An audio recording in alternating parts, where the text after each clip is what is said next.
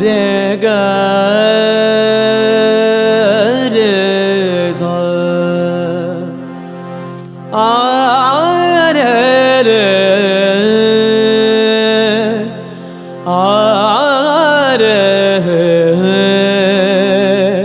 ओ शा हो शा।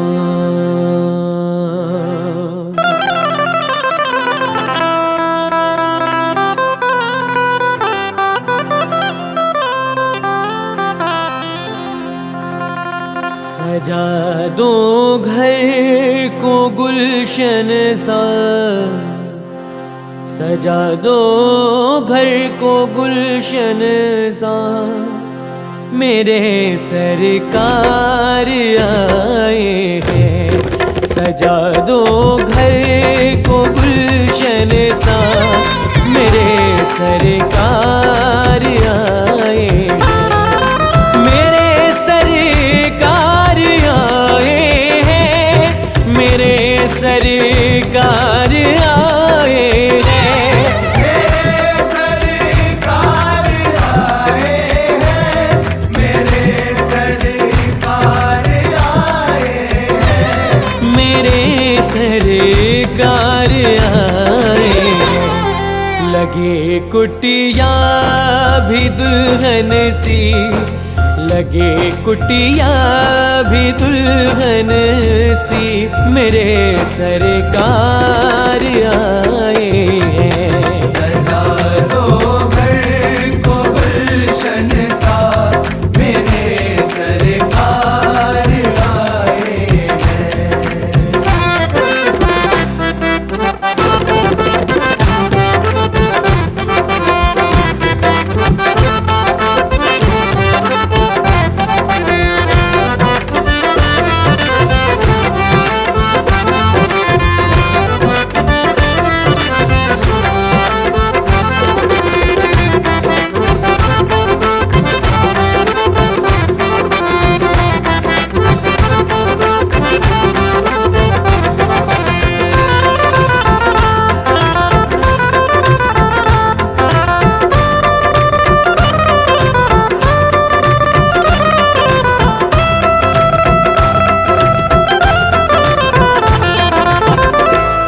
पखारो इनके चरणों को बहाकर प्रेम की गंगा।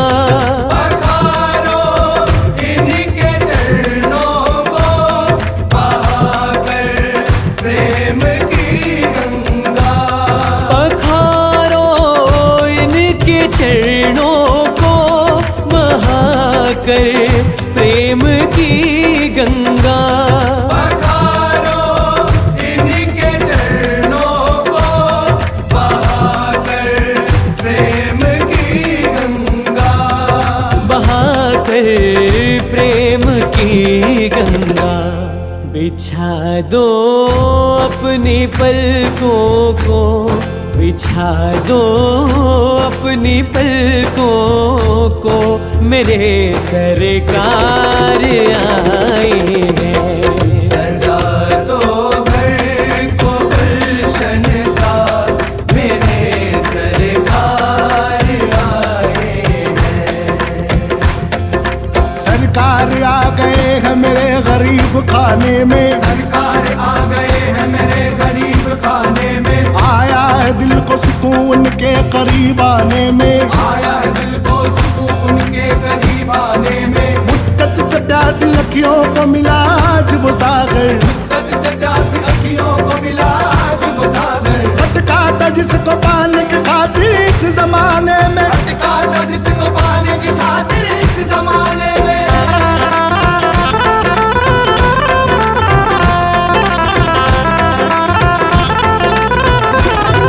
उमड़ आई मेरी आंखें देख कर अपने बाबा को।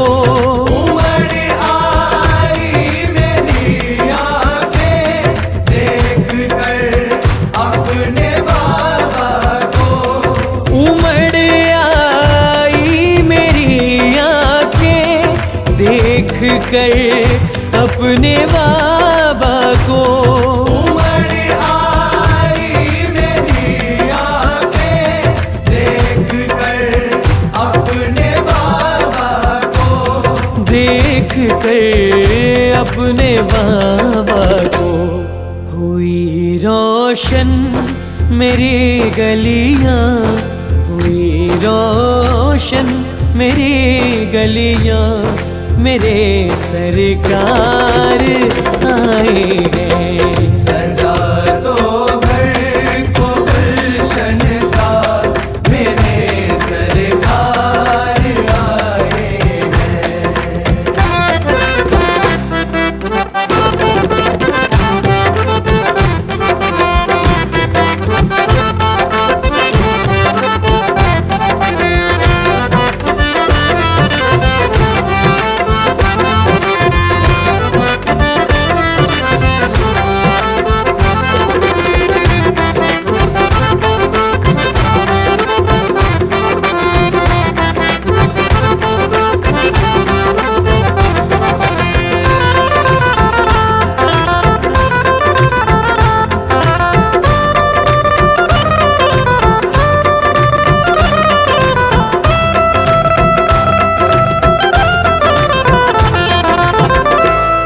तुम आकर फिर नहीं जाना मेरी इस सोनी दुनिया से।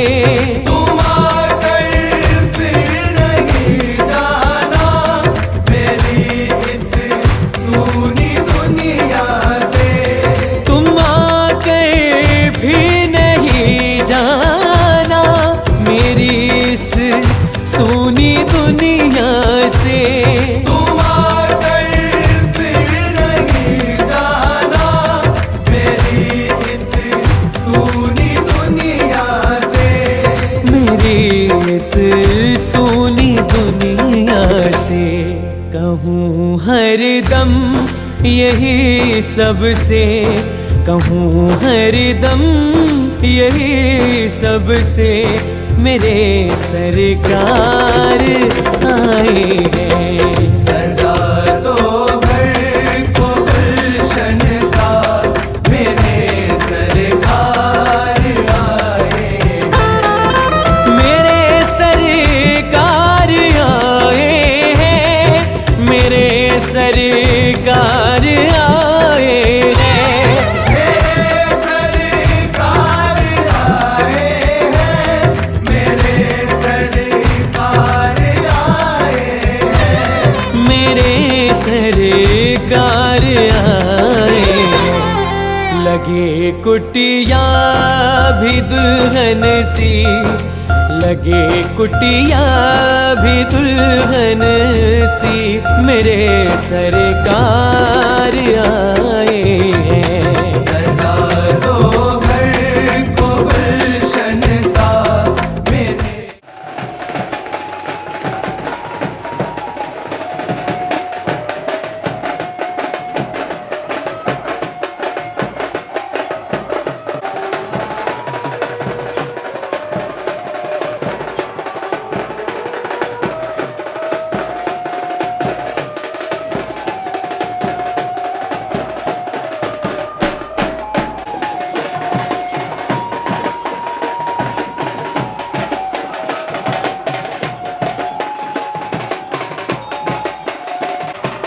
मेरे सरकार आए हैं। मेरे सरकार आए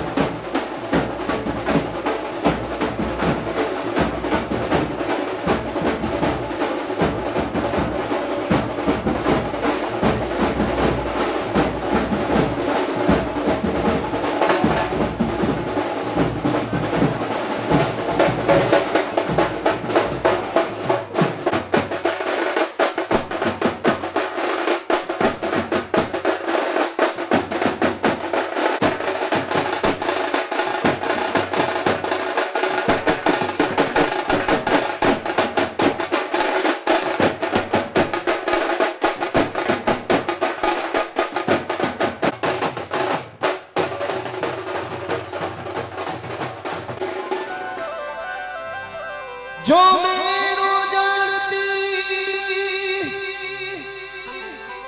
प्रीत किया दुख हो, नगर डिंडोरा पीटती प्रीत न करी को।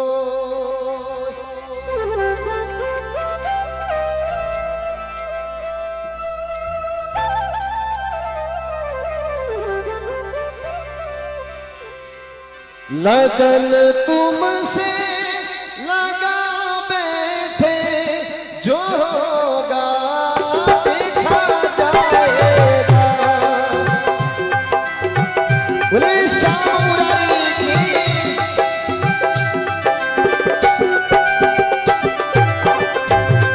लगन तुमसे लगा बैठे जो होगा देखा जाएगा। बोले साया दिल श्याम की।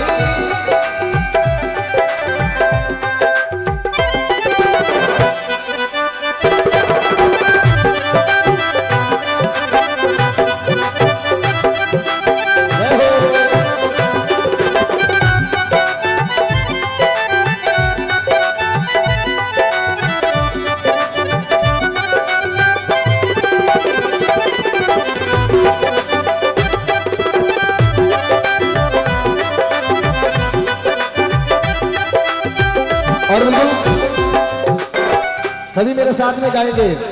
लगन तुमसे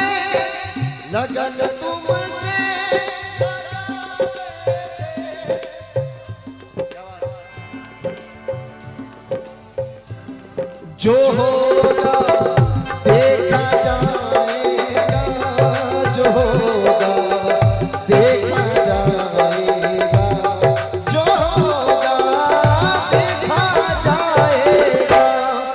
तुम्हें अपना बना बैठे जो होगा देखा जाएगा।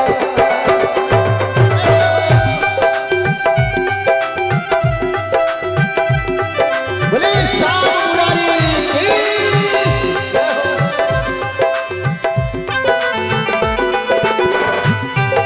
अरे जी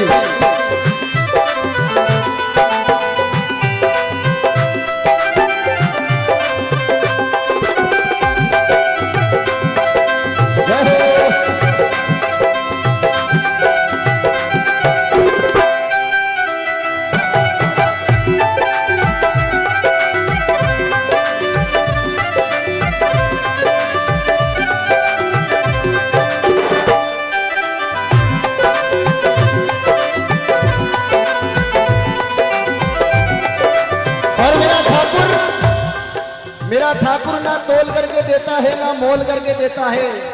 मेरा ठाकुर ना तोल करके देता है ना मोल करके देता है। जब भी देता है दिल खोल कर देता है। कभी दुनिया से डरते थे वो छुप छुप याद करते थे।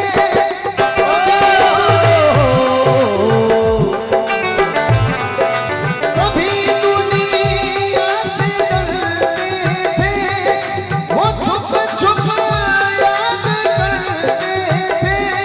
वो छुप याद करते थे। लो अब पर्दा उठा बैठे जो होगा देखा जाएगा। और लगन तुमसे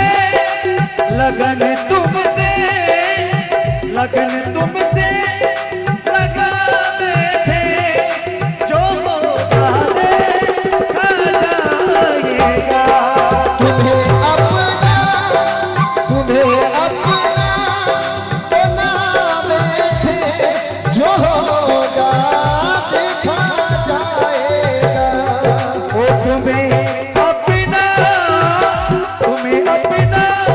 बना बैठे जो होगा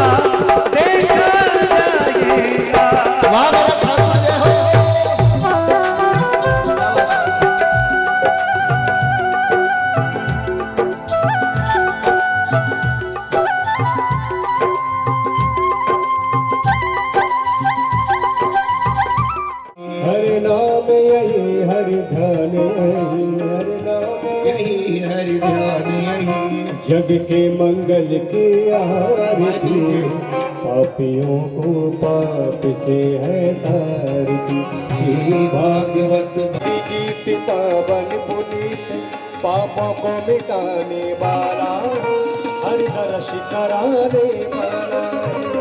शांति गीत पावन पुनीत, पापों को मिटाने वाला है, हरि दर्श कराने वाला है। ये सुख करे दुख हरनी, सुख करनी है दुख हरनी। श्रीमद सुदन की आरती, पापियों को पाप से है तारती। भागवत भगवान की है आरती, को बनाने वाला है, ये मधुर बोल सगबंद खोल, सतमार्ग बताने वाला है, बिगड़ी को बनाने वाला है। श्री राम यही घनश्याम यही, श्री राम यही घनश्याम यही, श्री राम यही घनश्याम यही। श्री राम यही घनश्याम यही। प्रभु की महिमा की आरती, पापियों को पाप से है तारती। श्री भागवत भगवान की है आरती, पापियों को पाप से है तारती।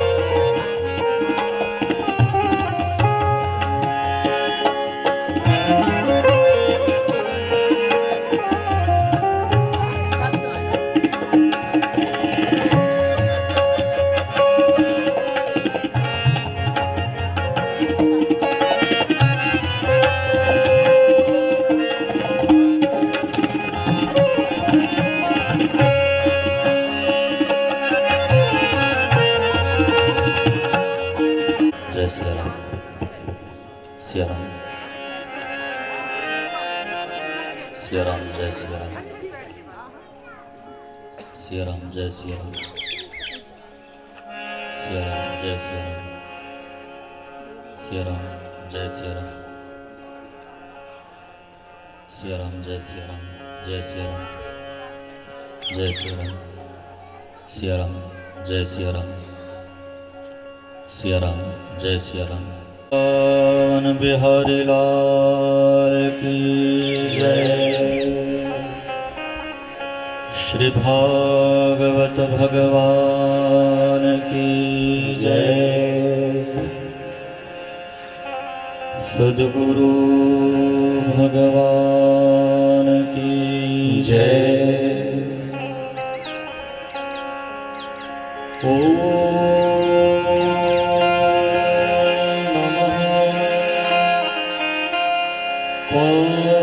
पार्वती पतये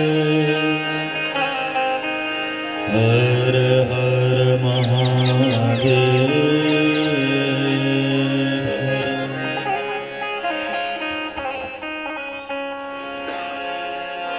सभी लोग सावधान होकर के बैठ जाएं, सीधे होकर के बैठ जाएंगे। कथा में मन लगे इसके लिए पहले थोड़ा सा ध्यान करें। आंखें बंद, हाथ खुले हुए, मन शांत। एक गहरा श्वास लीजिए, श्वास लीजिए, श्वास रोकें, धीरे धीरे श्वास बाहर, और विश्राम, और विश्राम, और विश्राम। धीरे से अपने नेत्र खोलिए। सभी का ध्यान व्यासपीठ की ओर।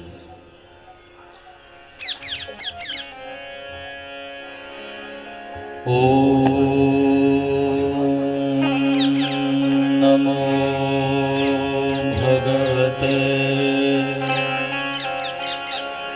वासुदेवाय।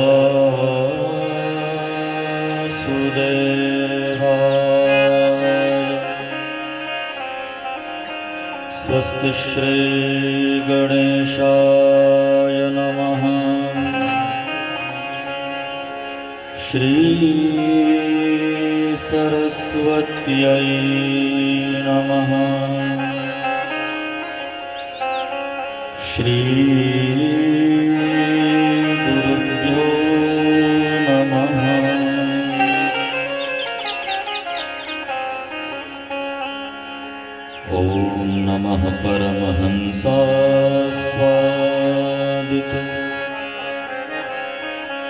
चरण कमल चिन्ह मकरंदा भक्त जन मानस निवासाय श्री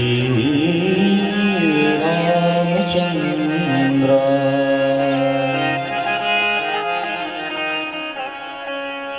लोकाभिरामम्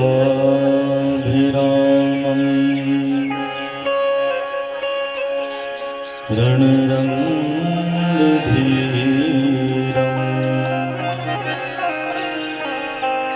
राजीवनेत्रम्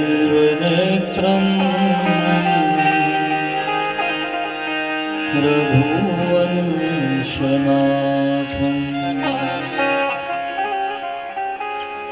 कारुण्यरूपम्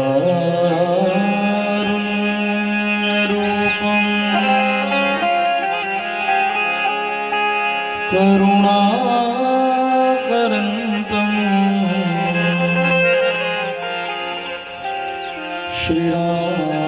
श्रीरामचन्द्रम् शरणं प्रपद्ये कृष्णं नारायणं वन्दे कृष्णं वन्दे व्रजप्रियं कृष्णं द्वैपायनं वन्दे कृष्णं वन्दे प्रथासतम् गुरुर्ब्रह्मा गुरुर्विष्णुः गुरुर्देवो महेश्वरः गुरुर्साक्षात् परब्रह्म तस्मै श्री गुरवे नमः प्रणवं पवनकुमार खलबन पावक ज्ञानघन जासु हृदयागार बसहि राम शरचाप धरे हरे कृष्णा कृष्णा कृष्णा हरे हरे हरे राम राम राम हरे हरे।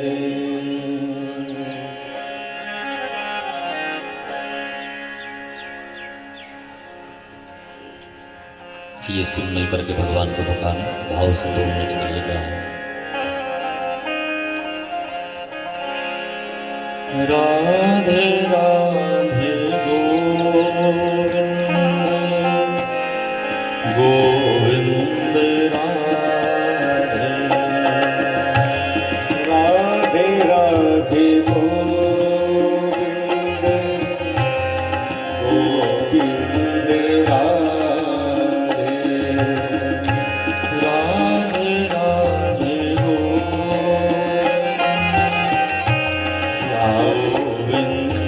राधे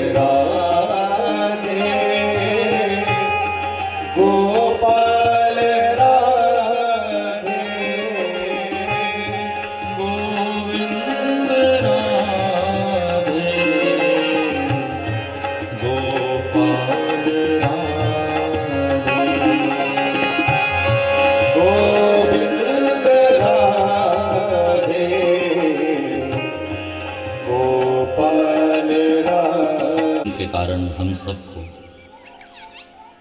आज से लेकर के आने वाले 7 दिन श्रीमद् भागवत कथा श्रवण करने का पुण्य अवसर प्राप्त हुआ। इस अवसर को प्राप्त कराने के लिए भगवान श्री हरि के चरणों में साष्टांग दंडवत प्रणाम करते हुए इस नर्मदा क्षेत्र पिपरिया ग्राम में निवास करने वाले समस्त हरिभक्त वैष्णव, इस नगर में पूजे जाने वाले समस्त पूज्य देवी देवता, उन सभी को प्रणाम करते हुए जिसका आश्रय लेकर के हम पूरे भारतवर्ष में घूमते रहते हैं, उस श्रीमद् भागवत भगवान के चरणों में साष्टांग प्रणाम करते हुए इस कथा में मुख्य रूप से जो नींव बन करके यहाँ पर बैठी हुई हैं हमारी मौर्य माता जी, जो इस कथा की नींव है। कथा कराने वाले को भी ईश्वर ही मानना चाहिए। जैसे करने वाला, बोलने वाला वो सम्मानीय होता है, वैसे ही कराने वाले भी सब सम्मानीय हैं। तो इस भावना से उनको भी व्यासपीठ से खूब खूब वंदन है, प्रणाम है। जिनकी स्मृति में ये श्रीमद् भागवत कराई जा रही है, स्वर्गस्थ वसंत फूलचंद जी मौर्य, उनको भी मेरा व्यासपीठ से नमन वंदन।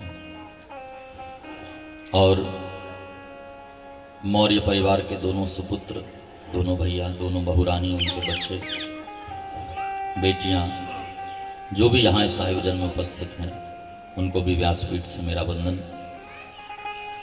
कथा में पधारे श्री अलग जी महाराज, रुद्रकांत जी, हमारे मनीष भाई और हमारे प्यारे सभी संगीतकार बंधु, आप सबको भी मेरा यहाँ से प्रणाम हो। और पिपरिया नगर के श्रद्धालु श्रोता वृंद, माताएं, बहनें, जिनको निरंतर भगवान की कथा मिलती रहती है किसी न किसी माध्यम से, वो आप लोग यहाँ पर विराजमान हैं। आप सबको भी श्री राम में जानकर मेरा प्रणाम हो, वंदन हो। आप सबको व्यासपीठ से राधे राधे, जय श्री कृष्ण, हरिओम।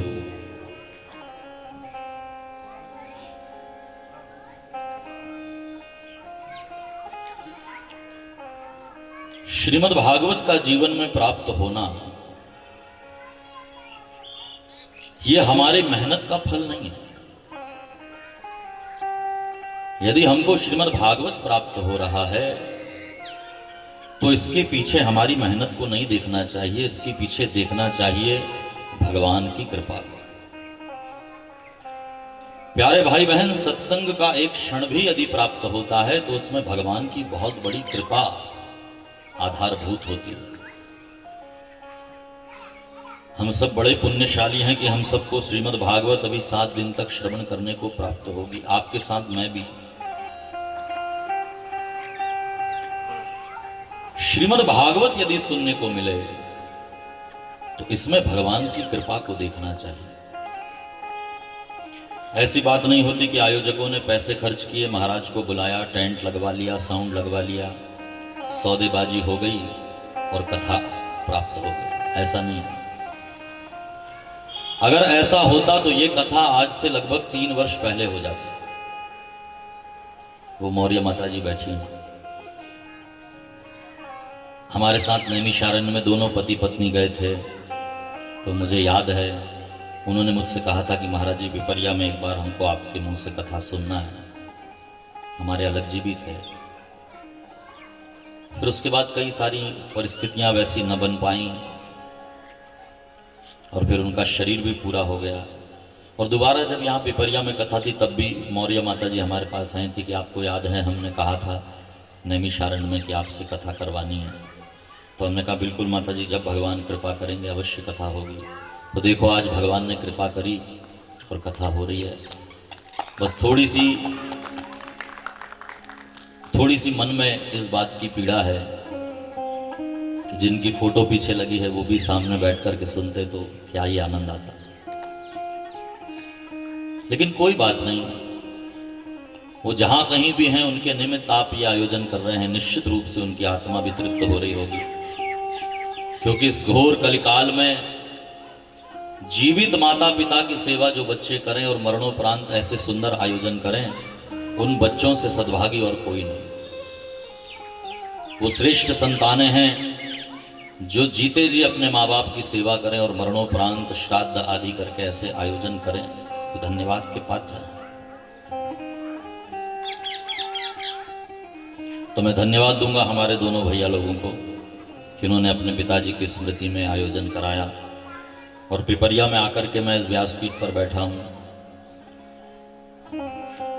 मेरे मन में एक दो बात और है, वो भी मैं आपके सामने रख करके फिर आपको कथा में प्रवेश कराऊंगा। व्यासपीठ पर बैठकर मुझे दो लोगों की और स्मृति है। एक हमारे स्वर्गीय पुरुषोत्तम भार्गव जी। गंगा जी में स्नान करने की बड़ी महिमा है। माघ के महीने में गंगा में डुबकी लगाने का अपना पुण्य है, विशेष फल है। तो देखो आप पिपरिया वासी कितने भाग्यशाली हैं। नर्मदा जी तो आपके किनारे बह रही हैं, लेकिन ये गंगा, भागवत रूपी गंगा आपको नहलाने पिपरिया में आ गई। ये श्रीमद् भागवत भी गंगा है। भैया इको कम कर देना, पहले नहीं आवाज, गाते समय भले खोल देना। तो ये श्रीमद् भागवत भी गंगा है। कथा को हमारे यहां गंगा की उपमा दी गई। कथा माने गंगा। पूछे हूं रघुपति कथा प्रसंगा, सकल लोक जग पावनी गंगा। वो गंगा भगवान नारायण के चरणों से प्रकट हुई है, इसलिए उसको विष्णुपदी कहते हैं। भगवान, आप कथा में सुनेंगे आगे, जब भगवान वामन से विराट हुए और भगवान का चरण कमल ब्रह्मलोक में गया, तो ब्रह्मा जी ने उन चरणों को धोकर के कमंडल में रखा, वही जल गंगा जल। तो वो भगवान के चरणों से प्रकट हुई गंगा है। ये श्रीमद् भागवत भगवान के मुंह से प्रकट हुई गंगा है। वो विष्णुपदी है या विष्णुमुखी है। उस गंगा को भगवान नारायण ने चरणों से निकालकर ब्रह्मा के कमंडल में दिया, तो इस गंगा को भी भगवान ने अपने मुख में से निकाल करके ब्रह्मा जी को दिया। सबसे पहले 4 श्लोक में ये श्रीमद् भागवत नारायण ने ब्रह्मा जी को सुनाई। सबसे पहले वक्ता श्रीमद् भागवत के कोई हैं तो उनका नाम है भगवान नारायण। भगवान ही भागवत को बोलने वाले पहले वक्ता हैं, इसलिए भागवत को भागवत कहते हैं। क्यों? क्योंकि भगवता प्रोक्तम भागवतम। जो भगवान ने कहा उसको कहते हैं भागवत। भागवत का अर्थ क्या होता है? जो भगवान ने कहा। और जो भगवान ने गाया उसको कहते हैं गीता। भगवत गीता, भगवता गीता। जो भगवान ने गाया उसको कहते हैं गीता, और जो भगवान ने कहा उसको कहते हैं भागवत। तो जैसे वो गंगा सबसे पहले भगवान के चरणों से निकलकर ब्रह्मा जी के कमंडल में आई, उसी प्रकार ये भागवत रूपी गंगा भी भगवान के मुख में से प्रकट हुई और ब्रह्मा जी के कान रूपी कमंडल में गई। और ब्रह्मा के कमंडल से निकल करके वो गंगा रघुवंश में प्रकट हुए भगीरथ जी के तपस्या करने पर शिव जी की जटा में आई। जहि पद सुर सरिसा चरित पुनीता, प्रगट भई शिव शीश धरी।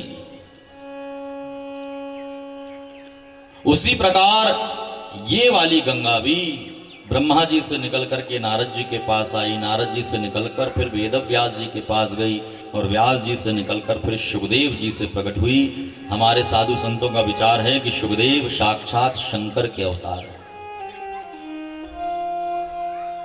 जैसे उस गंगा का संबंध ब्रह्मा विष्णु और रुद्र तीनों से है, वैसे इस भागवत का संबंध भी ब्रह्मा विष्णु और महेश तीनों से है। सुखदेव जी की लीला में आप श्रवण करेंगे, शिव जी से डर करके सुखदेव जी भागे ना। हकीकत यह है शिव ही सुखदेव के रूप में परीक्षित को कथा सुनाने आए, क्योंकि शंकर जी श्रेष्ठ वक्ता है। मानस के भी वक्ता भगवान शिव हैं।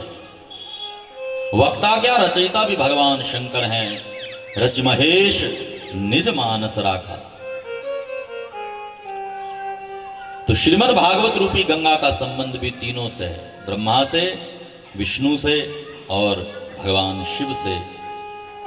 इसलिए जब हम व्यास जी की पूजा करते हैं तो हमारे पंडित जी लोग व्यास जी की पूजा का एक मंत्र बोलते हैं, अचतुर्वदनो ब्रह्मा द्विबाहुरपरो हरिः अभाललोचन शंभुर भगवान बादरायणः।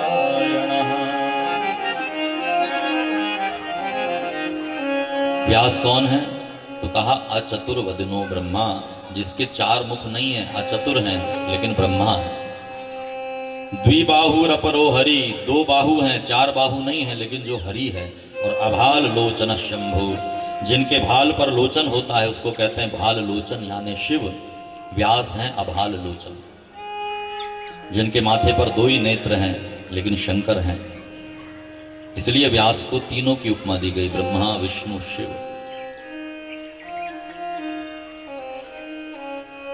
वो गंगा के पास तो आपको जाना पड़ता है। पिपरिया वाले यदि गंगा जी में नहाना चाहें तो क्या करना पड़ेगा? गंगा जी के पास जाना पड़ेगा, हरिद्वार जाना पड़ेगा, कानपुर जाना पड़ेगा, प्रयागराज जाना पड़ेगा। लेकिन ये गंगा तो इतनी करुणामयी है कि हमारे मौर्य परिवार ने निवेदन किया कि आप बहिए हमारे गांव में, और ये गंगा वहां से यहां आ गई बहने के लिए, तुमको नहलाने।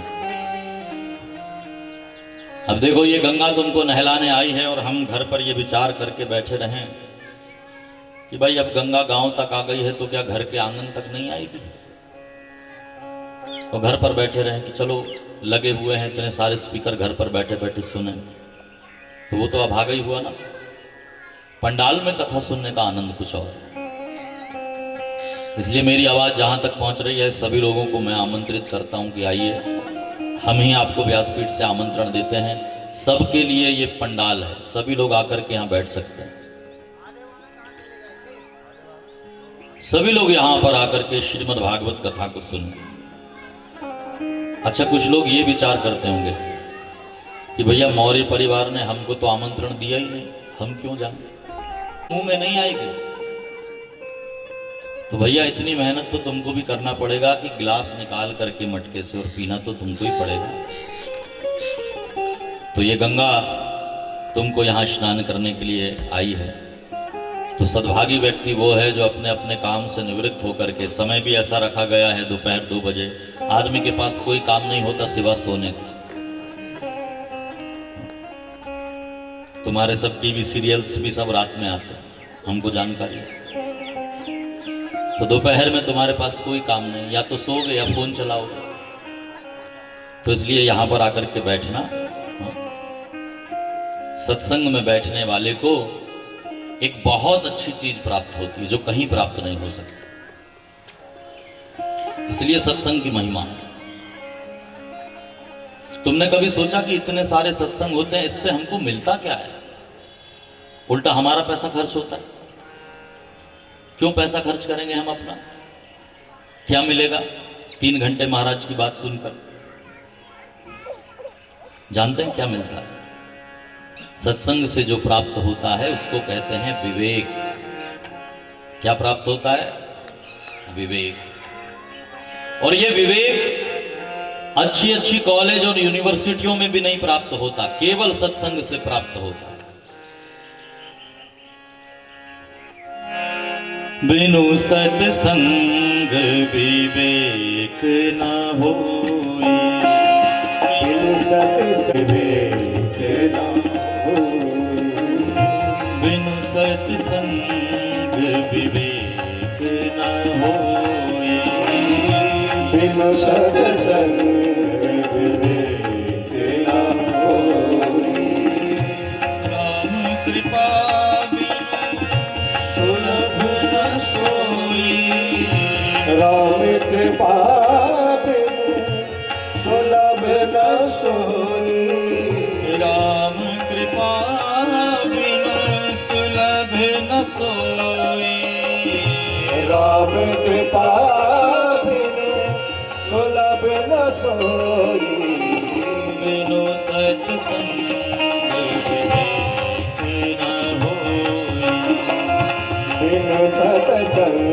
विवेकी ना हो।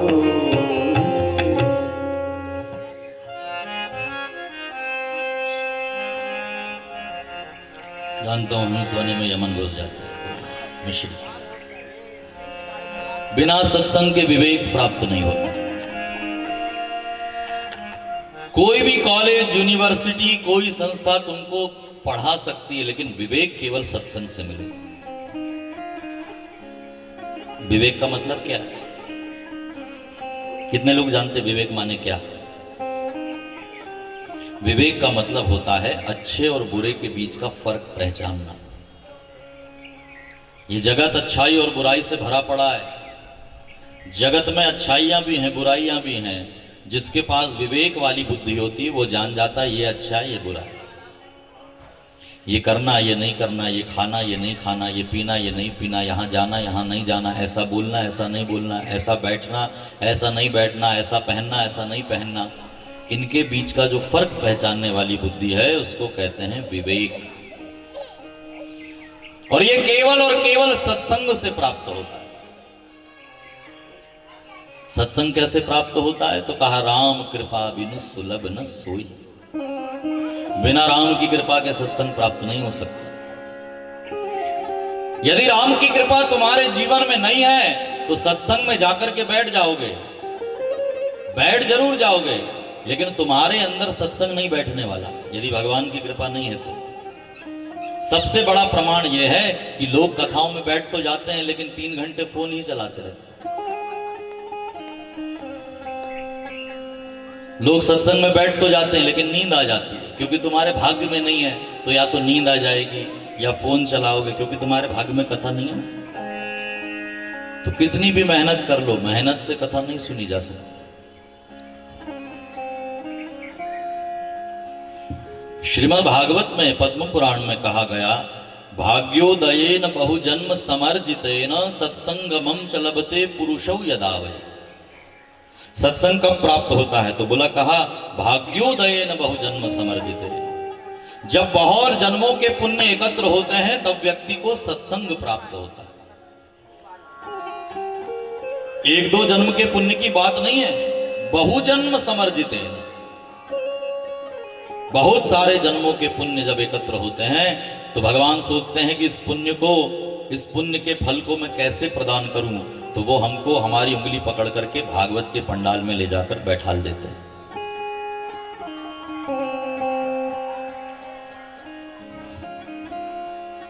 तो यदि भाग्य में कथा होगी तो अवश्य श्रवण करने को मिलेगी, और भाग्य में कथा नहीं है तो आ करके तुम यही करोगे जो मैंने बताया, एक दूसरे से बात करोगे, क्योंकि भाग्य में कथा सुनना नहीं है। कुछ लोग आते हैं कथा सुनने, सोचते हैं कि हम जरूर सुनेंगे, पर आते से इधर उधर दिमाग लगाने लगते हैं कि ये गुलाबी रंग के पर्दे यहां लाल होते तो कैसा लगता। अरे मेरे भाई, तू कथा सुन। कथा सुनने की एक शर्त है कि कथा सुनो, चाहे जैसे भी हो।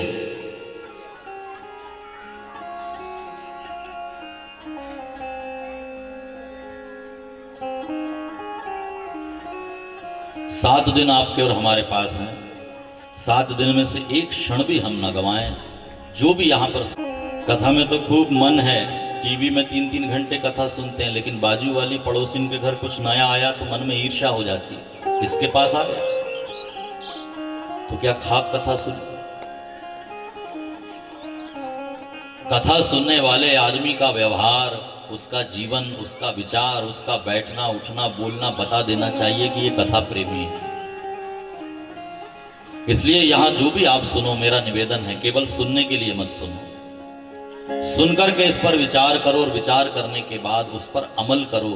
यश शृण्वन् प्रपठन् विचारण परो भक्त्या विमुच्येन नरः।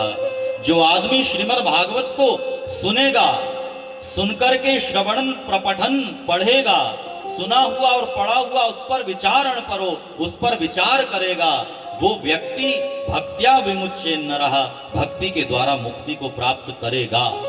ये निश्चित बात है। आपने अपने पूर्वज के उद्धार के लिए कथा कराई, आपके मन में यह संकल्प आया कि हमें अपने पिताजी की मुक्ति के लिए श्रीमद् भागवत कराना है, मैं व्यासपीठ से आपको यकीन दिलाता हूं उसी क्षण आपके पिताजी की मुक्ति हो गई, वो वैकुंठ पहुंच गए। लेकिन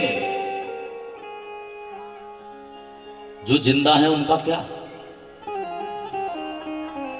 पिताजी के लिए तो संकल्प हुआ और विमान लेने आ गया कि चलिए आपके बेटे ने संकल्प किया है कि हम इनके लिए भागवत कराएंगे, वो कराते रहेंगे, तुम वैकुंठ में बैठकर सुनना। इतनी कृपा करते हैं भगवान।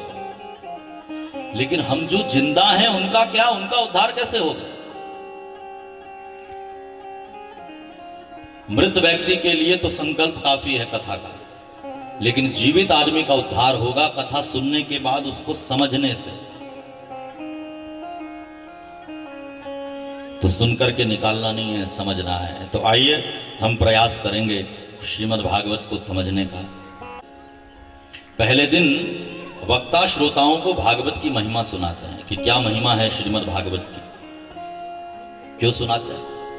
इसलिए सुनाते हैं क्योंकि कोई बहुत महंगी चीज रहे और हम उसकी कीमत नहीं जानते तो हमें उसके प्रति उतना प्रेम नहीं होता।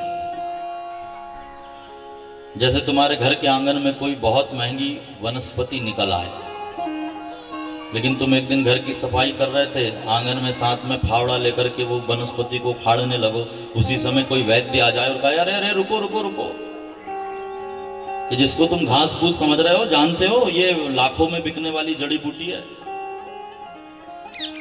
तो तुम क्या करोगे? हाँ भले घर में थोड़ा सा कचरा दिखे भैया, लेकिन उसमें और खाद डालो, पानी डालो, उसको सींचो। क्यों? क्योंकि अब उसकी कीमत पता चल गई कि ये कितने की है। वैसे ही जब तक तुमको भागवत की कीमत पता नहीं चलेगी, उसके प्रति श्रद्धा नहीं होगी, तुम समझोगे कि कागज के पन्नों पर लिखा ही तो है और क्या है। लेकिन नहीं, जब तुम श्रीमद् भागवत की महिमा समझोगे तो अपने घर के काम से ज्यादा इसको इंपॉर्टेंस दोगे कि घर का काम तो जीवन भर लगा है, चलो समय निकालकर कथा में चलें। मैं उदाहरण दिया करता हूं, जैसे बच्चे को पैसे की कीमत पता नहीं होती। कोई छोटा बच्चा रहे, उसके लिए 100 की नोट क्या 500 की नोट क्या, जो हाथ में आया सो फाड़ देगा।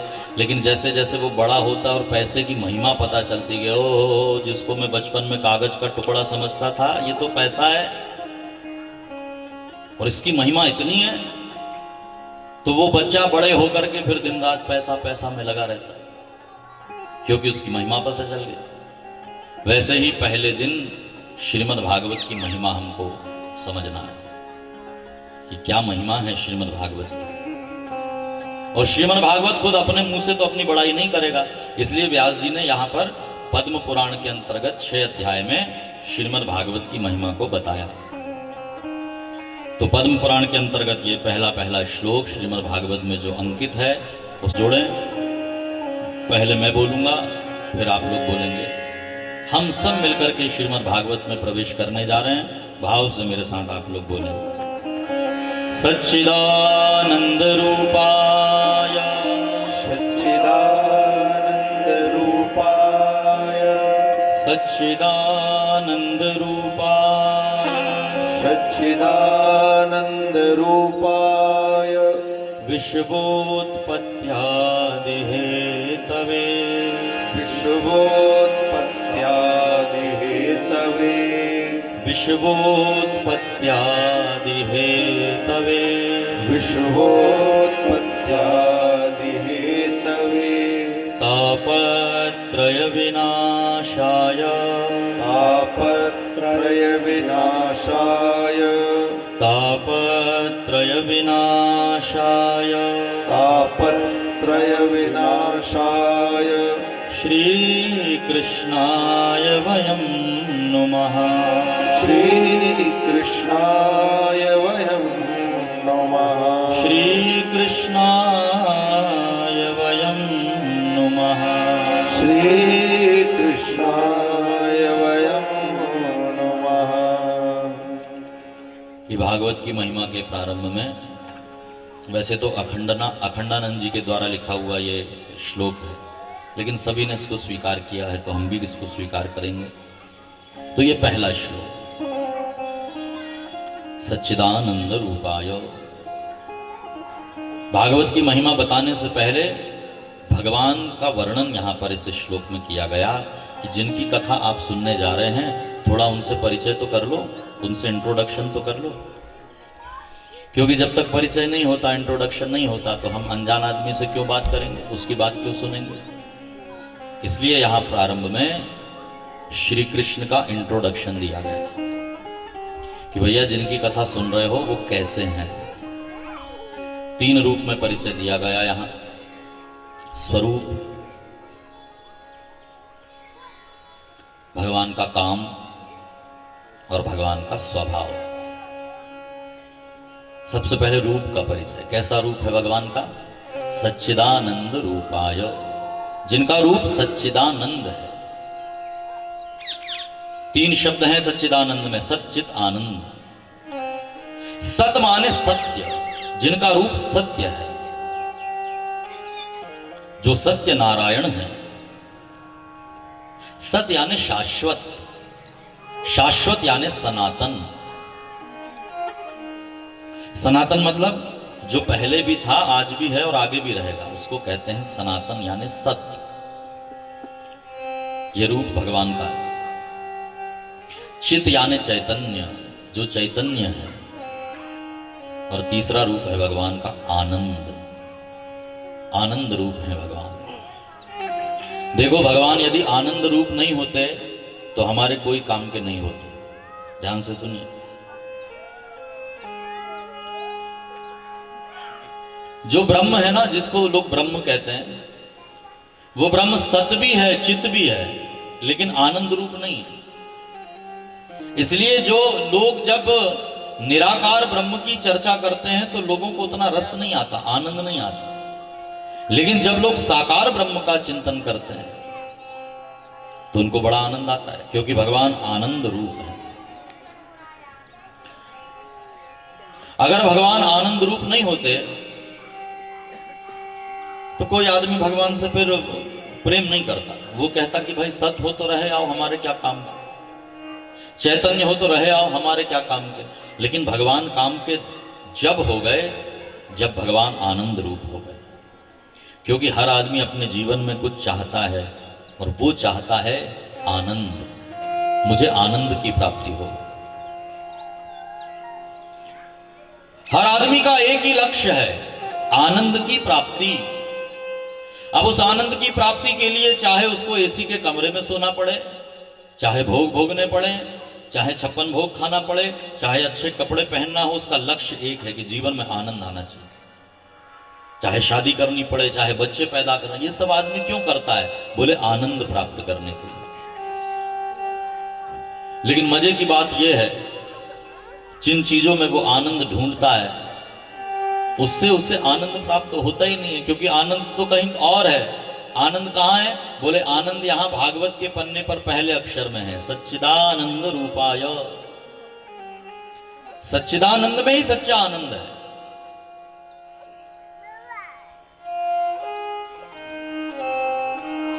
देखो उसको साधारण करके मैं ऐसे समझाता हूं, आप लोग भी समझो। हलवा बनाते हैं आप लोग? हलवा बनाते ही होंगे, खाते भी होंगे। हमको भी खूब हलवा खिलाते हैं पिपरिया जब आते हैं तो हलवे में भी 3 चीज होती है। जैसे भगवान में 3 चीज है ना, सच्चिदानंद, वैसे हलवे में 3 चीज होती मुख्य रूप से। पहली चीज का नाम है रवा, रवा यानी सूजी, ठीक है। दूसरी चीज का नाम है घी और तीसरी चीज का नाम है शक्कर। ये 3 मेन है। बाकी फिर तुम काजू, किशमिश, लौंग, इलायची जो तुम्हारी पसंद हो सो डालो, जो फ्लेवर बनाना हो वो डालो, लेकिन 3 मेन है। तो सूजी को समझो सत है, पड़ी है घर में, क्या काम की। घी को समझो चित, शक्कर को मानो आनंद। अब तुमने हलवा बनाया, उसमें सत रूपी सूजी भी डाली, चित रूपी घी भी डाला, लेकिन जब तक आनंद रूपी शक्कर नहीं डालोगे हलवा किसको अच्छा लगेगा? बोलो। वैसे ही भगवान सत भी हो गए, चित भी हो गए, लेकिन जब तक भगवान आनंद रूप नहीं होते तो हमारे कोई काम के नहीं होते। इसलिए तुमने देखा कृष्ण आनंद रूप हैं, उनको देखने में आनंद आता है, उनकी कथा सुनने में आनंद आता है, उनका नाम लेने में आनंद आता है, उनकी लीलाओं के विषय में चिंतन करने में आनंद आता है, क्योंकि वो सच्चिदानंद हैं।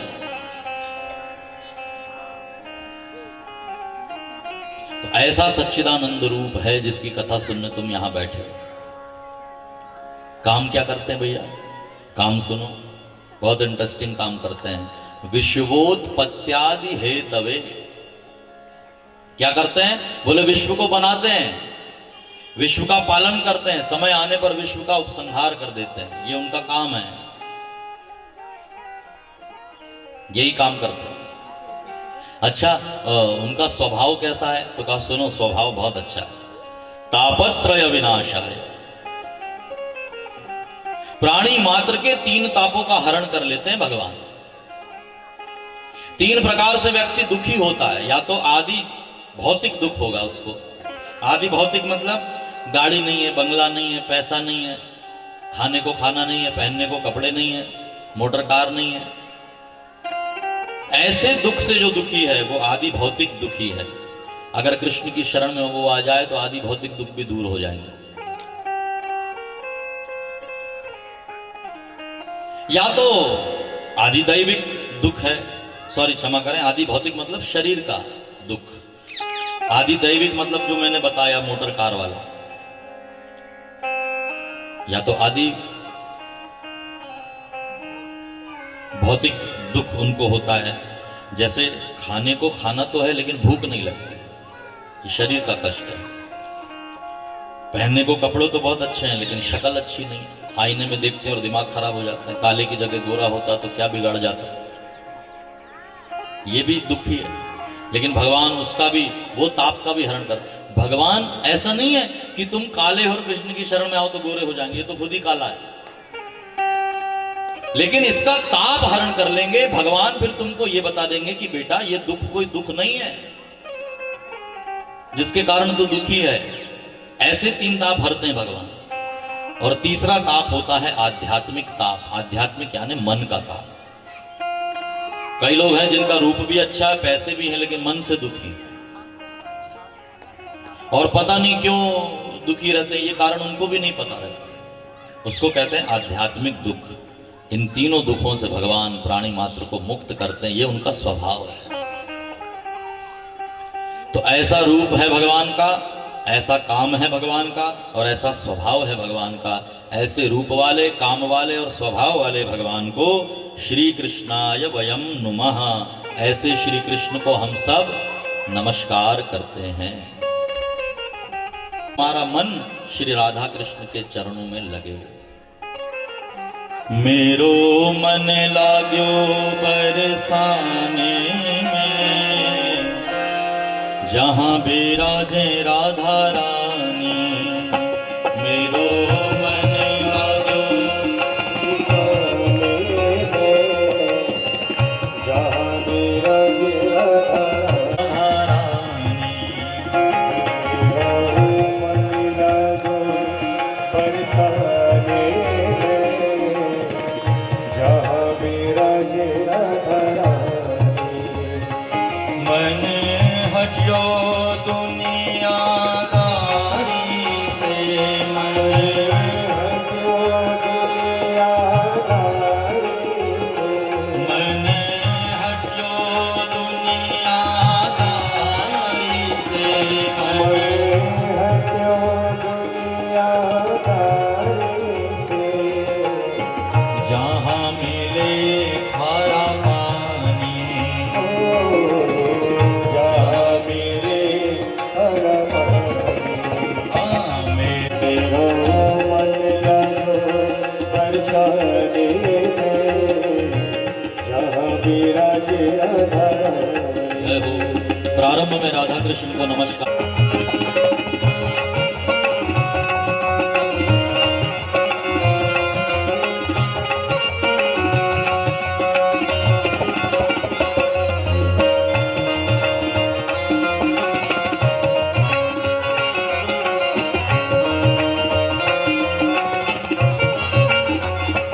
मुझे मैं तो रटू राधा राधा नाम। राधा राधा नाम मैं तो रटूं राधा राधा मुझे दुनिया से नहीं कोई काम, मैं तो रटूं राधा राधा नाम। राधा मैं तो रटूं राधा राधा नाम मैं तो रटूं राधा राधा नाम दर्शन करूं सुबह शाम, दर्शन करूं सुबह शाम इतनी सी अपनी कहानी मेरो मन लागो बरसाने मेरे, जहाँ विराजे राधा राधा रानी मेरो मन लागो बरसाने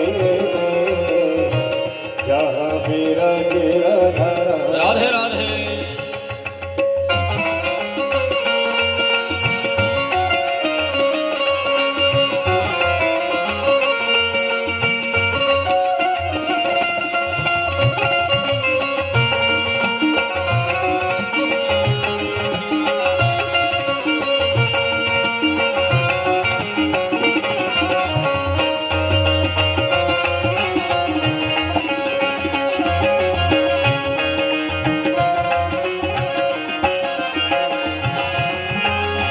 भाव से गाइए।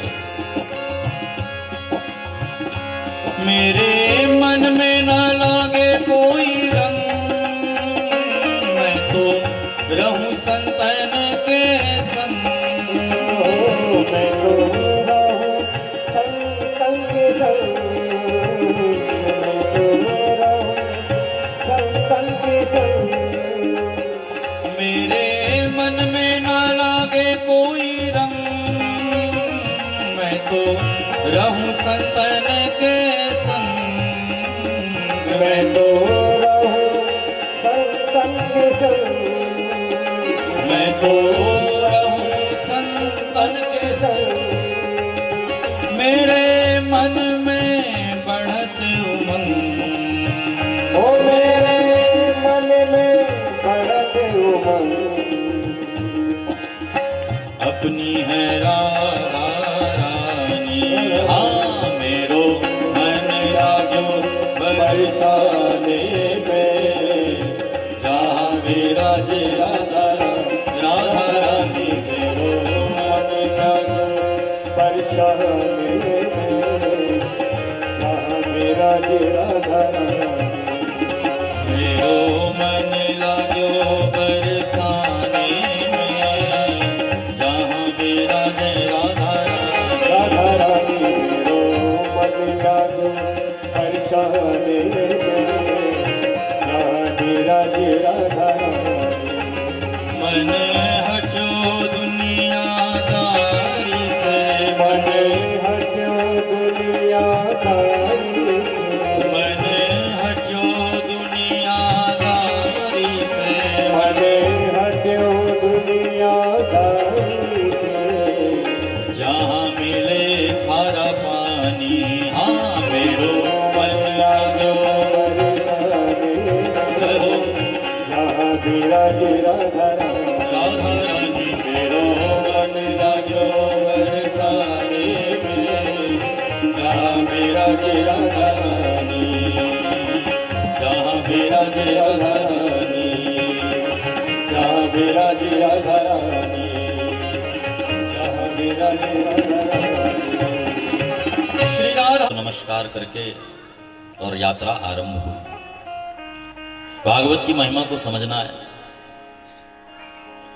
महिमा को समझाने के लिए सबसे पहले वेदव्यास जी हमको नैमिषारण्य में लेकर चलते हैं। ध्यान पूर्वक आप भागवत की महिमा को सुने। नैमिषे सूतमासीनम अभिवाद्य मामतिम। नैमिषारण्य तीर्थ में शौनक आदि 88,000 ऋषि महात्मा एकत्र हुए। क्यों एकत्र हुए? यज्ञ करने के लिए।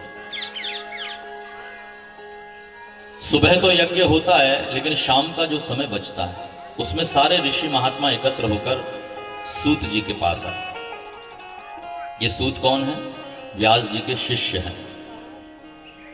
सूत इनका नाम नहीं है, सूत इनकी जाति है, जिनकी मां क्षत्रिय है और ब्राह्मण जिनके पिता हैं, उनको कहते हैं सूत। इन्होंने अपने पिताजी से अध्ययन किया है। इनके पिताजी व्यास जी के शिष्य हैं। उनका नाम था रोमहर्षण। जो व्यास जी के शिष्य हैं, क्यों रोमहर्षण? क्योंकि ऐसी कथा सुनाते थे कि सुनने वाले के रोए हर्ष के मारे खड़े हो जाते थे, इसलिए उनका नाम पड़ा रोमहर्षण। और ये उनके पुत्र हैं तो उनका नाम है रोमहर्षणी। इनका असली नाम है उग्रश्रवा। उग्रश्रवा मतलब इतनी बुलंद आवाज से बोलते हैं। अब उस समय तो माइक वाइक भी नहीं लगे होंगे, तो 88,000 ऋषि महात्मा कैसे सुनते होंगे, इसलिए इनका नाम पड़ा उग्रश्रवा। ऐसे ऊंचा बोलते हैं कि सबको सुनाई देता है। तो उग्रश्रवा नाम के सूत जी व्यासपीठ पर विराजमान थे, क्योंकि पुराणों को जानने वाले हैं। तो शौनक जी बुजुर्ग हैं, उनके साथ 88,000 ऋषि महात्मा हैं। शौनक जी ने कहा ऋषियों से कि देखो, सुबह सुबह तो यज्ञ करते हैं, शाम का समय हमारा व्यर्थ नहीं जाना चाहिए, चलो सूत जी से कथा सुनो। सारे ऋषि महात्मा सूत जी के पास आए। शौनक जी ने हाथ जोड़ करके कहा, अज्ञान ध्वांत विध्वंस कोटि सूर्य समप्रभा सूताख्यायी कथा सारम मम कर्ण रसायनम। आप लोग भी ध्यान से सुनिएगा। शौनक जी ने कहा कि हे अज्ञान को नाश करने वाले करोड़ों सूर्य के समान सूत जी, मैं जानता हूं कि आप अपने गुरु महाराज की कृपा से पूर्ण सामर्थ्यवान हैं। कथाओं के बारे में हम भी जानते हैं, लेकिन आज आपसे हम कथाओं का सार सुनना चाहते हैं। सूताख्यायी कथा सारम। कथाएं तो हम भी जानते हैं, हम भी सुनाते हैं लोगों को, लेकिन आपके मुंह से हम कथाओं का सार जानना चाहते हैं कि कथाओं का सार क्या है, ये सब कथाएं क्या कहना चाहती हैं। अच्छा सूत जी, सार भी सुनाना तो ऐसा सुनाना, मम कर्ण रसायनम, मेरे कानों में जाते से ही रसायन का काम करे। रसायन माने दवा, रसायन माने हमारी भाषा में केमिकल। ऐसा कोई केमिकल हमारे कान में डाल दो कि अंदर के जितने भी ताप पाप हैं सब नष्ट हो जाए।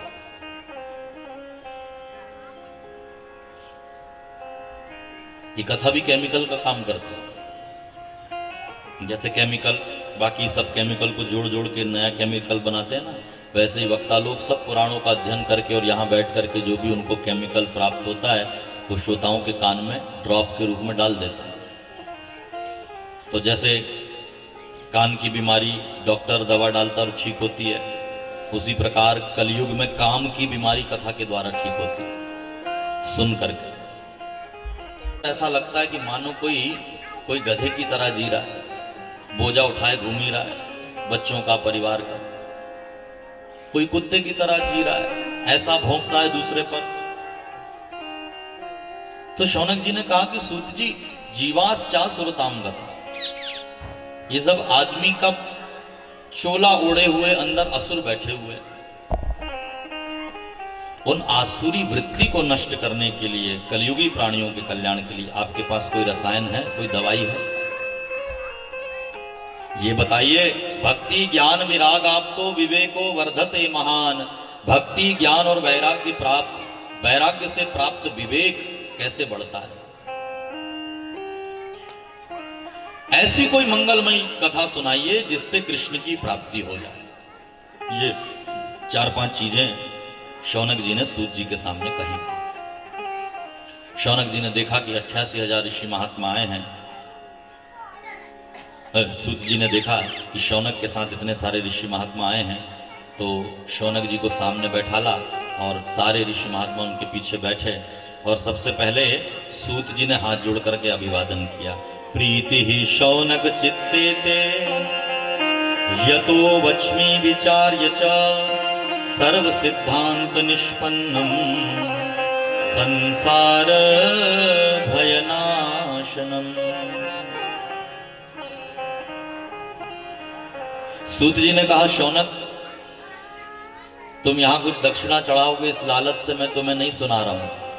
प्रीति शौनक चित्ते ते, आपके मन में जो कथा के प्रति प्रेम मैं देख रहा हूं, इसके लिए जो मैंने अपने गुरु महाराज से सुना, सर्व सिद्धांत निष्पन्नम, सारे सिद्धांतों का निचोड़ मैं श्रीमद् भागवत आपको सुनाता हूं। शौनक जी ने कहा श्रीमद् भागवत? बोले हाँ। इससे क्या होगा? तो कहा काल व्याल मुखग्रास त्रास निर्णाश हेतवे। कलयुग का प्राणी जो मरने से डरता है, ऐसे प्राणी के लिए श्रीमद् भागवत रसायन का काम करेगी।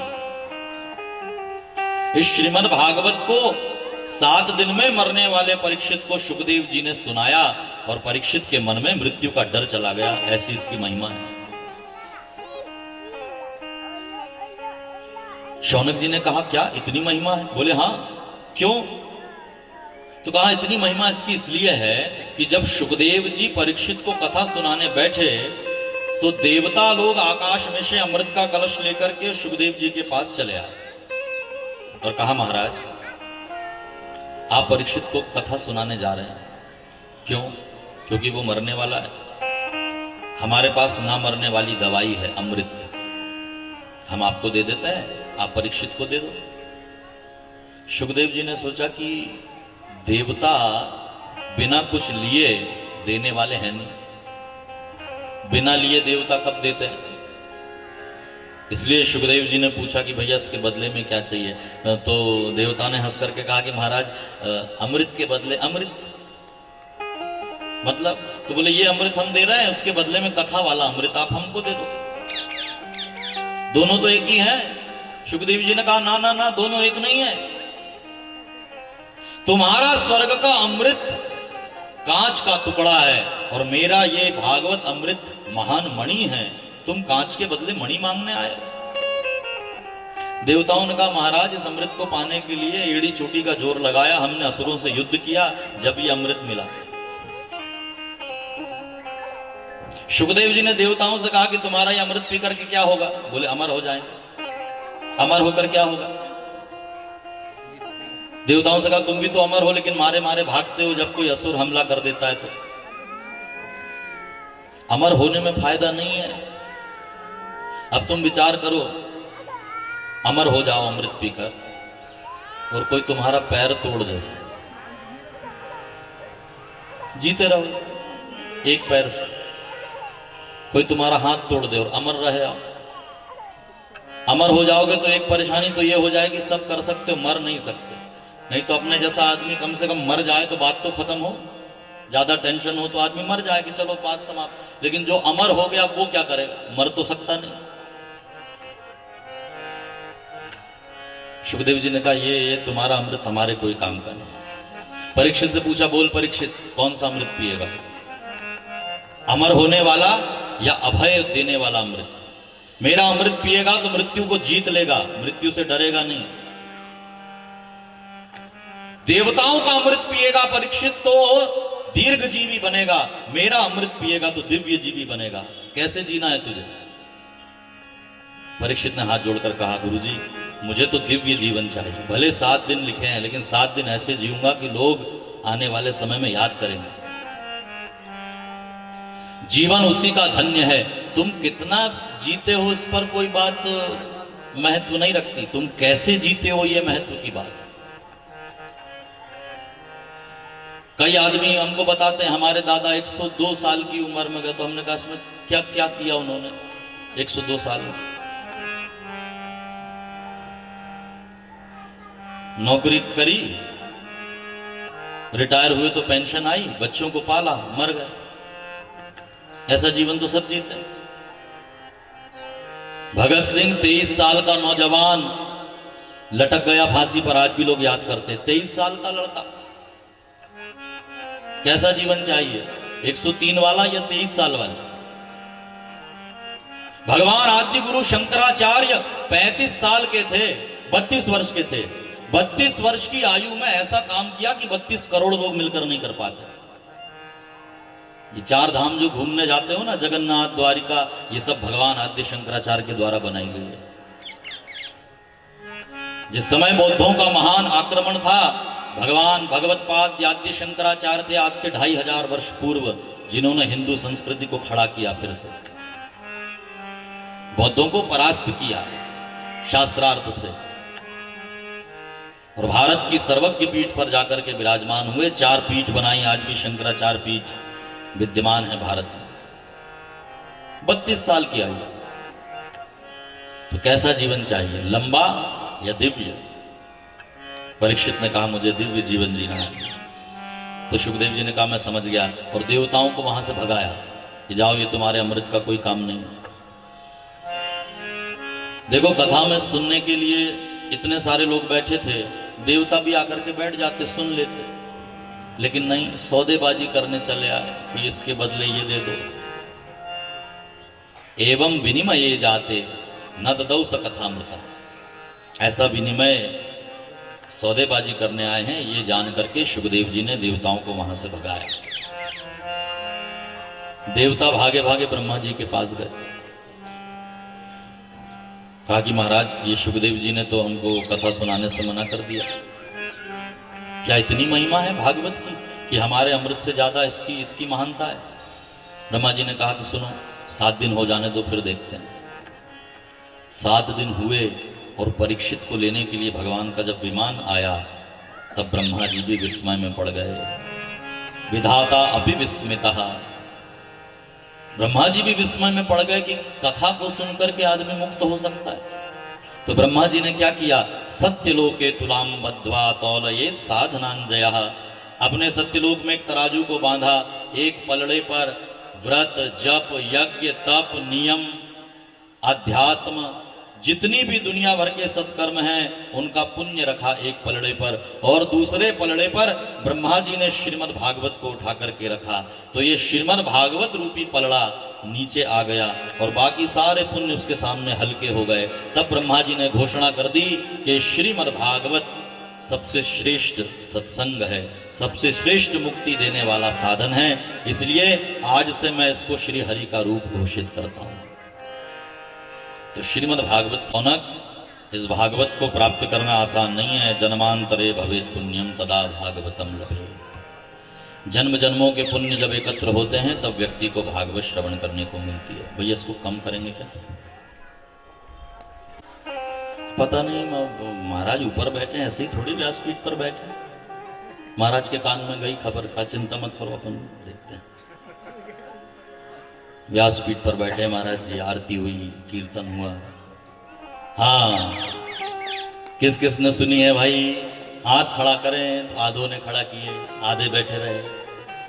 तो महाराज ने कहा जो आधे आधे जिन्होंने हाथ खड़े किए, वो इन आधों को सुना देना, हमारा क्या काम है।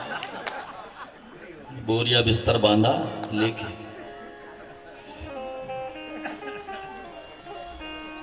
सुनिए। या कथा के नाम पर कुछ भी और कराना हो तो कोई लक्षण नहीं है, लेकिन हकीकत में यदि कथा सुनना चाहते हो तो किससे कथा सुनना है वो भी भागवत में लिखा है। 6 लक्षण है वक्ता के। विरक्तो वैष्णवो विप्रो वेद शास्त्र विशुद्धिकृत दृष्टांत कुशलो धीरो वक्ता कार्योति निस्पृहा। यजमान को चाहिए कि ऐसे 6 लक्षण से युक्त वक्ता को ढूंढ करके लाए। विरक्त, विरक्त माने साधु हो, भले घर में रहे लेकिन उसकी वृत्ति विरक्त होना चाहिए।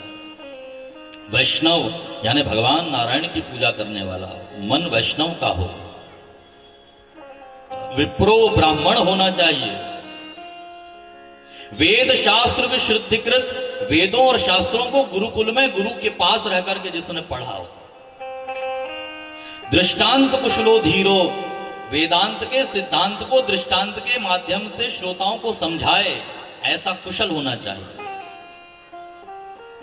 दृष्टांत कुशलो धीरो, धीर यानी गंभीर होना चाहिए। वो जानने वाला होना चाहिए कि कितना किससे बोलना है, ऐसा धीर।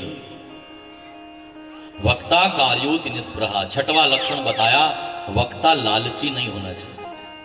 अपनी कथा को जो बांचता हो, जो बेचता हो, ऐसे से कथा सुनोगे तो कोई कल्याण नहीं होने। जो प्रेम से भगवान की कथा सुनाए, अति निष्प्रही होकर के, ऐसे 6 लक्षण से युक्त वक्ता से कथा सुननी चाहिए। फिर कथा श्रोताओं का कल्याण करती है। तो यहां तो सूत जी जैसे श्रेष्ठ वक्ता सुनाने के लिए बैठे हैं। और सुनने वाले भी कोई साधारण नहीं है, ऋषि महात्मा है। ये सब बातें ऋषियों की हैं। शौनक जी ने हाथ जोड़ करके पूछा कि ये जो श्रीमद् भागवत आप सुनाने जा रहे हैं, ये सबसे पहले किसने कैसे क्या सुनी, हमको बताइए जरा। तो सूत जी ने कहा कि इसको भगवान देवर्षि नारद ने 4 ऋषियों के मुख से सुनी थी, सनक, सनंदन, सनातन, सनत कुमार। कैसे? हमने तो सुना है कि नारद जी घूमते रहते हैं, फिर 7 दिन तक क्यों कथा सुनी? तब नारद और भक्ति का संवाद सुनाया कि सुनो शौनक, ऐसा हुआ कि एक बार देवर्षि नारद ने विचार किया कि ये भारत इतनी पुण्य भूमि है जहाँ देवता अवतार लेने के लिए लालायित होते हैं। ब्रह्मा जी से कहते रहते हैं कि हमें मानव बना करके भारत में भेजो, हम घूमेंगे, यहाँ के तीर्थ याटन करेंगे। तो नारद जी ने सोचा कि चलो यात्रा की जाए पृथ्वी की। पृथ्वी में घूमने के लिए भारत में आए, श्रेष्ठ भूमि, पुण्य भूमि। भारत में आकर के यहाँ अनेक तीर्थ में घूमने लगे। हरिक्षेत्रम, कुरुक्षेत्रम, श्रीरंगम, सेतु बंधनम, पुष्करम चा, प्रयागम चा, काशीम, गोदावरीम तथा। हरिक्षेत्र गए, कुरुक्षेत्र गए, काशी जी गए, गया जी गए, गोदावरी के तट पर गए, गंगा जी के तट पर गए, लेकिन नारद जी के मन को कहीं भी शांति नहीं मिली। आदमी इस जगत में सब प्राप्त कर सकता है, लेकिन शांति खोजना ये बहुत बहुत महान खोज होगी यदि जीवन में उसने शांति प्राप्ति कर ली। नारद जी को भी शांति नहीं मिली तीर्थों की यात्रा करने से। क्यों? तो नारद जी ने बताया, इसलिए मुझे शांति नहीं मिली क्योंकि तीर्थों में पाखंडी बैठ गए, इसलिए तीर्थों का सार चला गया। नारद जी का मन बड़ा अप्रसन्न हुआ। नारद जी ने सोचा कि कोई बात नहीं, साधु महात्माओं के आश्रम में थोड़ा घूम ले, मन शांत होगा। तो नारद जी साधु बाबाओं के आश्रम में गए। पहले तो आश्रम देखकर नारद जी को आश्चर्य हुआ, अरे बाप रे, आश्रम है, ऐसा तो बंबई का 5 स्टार होटल। नारद जी ने जाकर देखा तो नारद जी ने सोचा कि विरक्ता सापरिग्रह, जिनको अपरिग्रही होना चाहिए, अपरिग्रही मतलब घूमते रहना चाहिए, जिनको संग्रह नहीं करना चाहिए, ये संतों की वृत्ति होती है। लेकिन ये तो यहां पर विरक्त, वो भी सपरिग्रही बन करके बैठे। नारद जी का मन वहां भी बड़ा दुखी हुआ। नारद जी ने देखा साधु महात्मा वस्त्र से तो साधु हो गए, लेकिन अभी भी व्यवहार साधु का नहीं बना पाए, तो नारद जी को बड़ा कष्ट हुआ। देखो ये बहुत पुरानी बात है, श्रीमद् भागवत की रचना लगभग आज से 5000 वर्ष पूर्व हुई, और ये तब का नारद जी ने सब वर्णन किया है कि मैं यहाँ गया वहां गया। एक बाबा के आश्रम में गए तो 4-5 बच्चे खेल रहे थे। नारद जी ने पूछा कि भैया ये बच्चे किसके हैं? तो कहा ये ब्रह्मचारी जी महाराज के बच्चे घूम रहे हैं। बोले ब्रह्मचारी जी के बच्चे? बोले हाँ। एक महाराज के आश्रम में गए, 5 स्टार होटल जैसा आश्रम, अंदर प्रवेश किया। बोले ये आश्रम किसका है? तो कहा महाराज ये त्यागी जी का आश्रम है, सब त्याग करके आश्रम बनाया इन्होंने। एक के आश्रम में गए, वहां डीजे की आवाज आ रही थी, धूम धड़ाका अंदर बज रहा था। बोले ये किसका आश्रम है? नारद जी इसका शोर मत करो, ये मौनी बाबा का आश्रम है। ले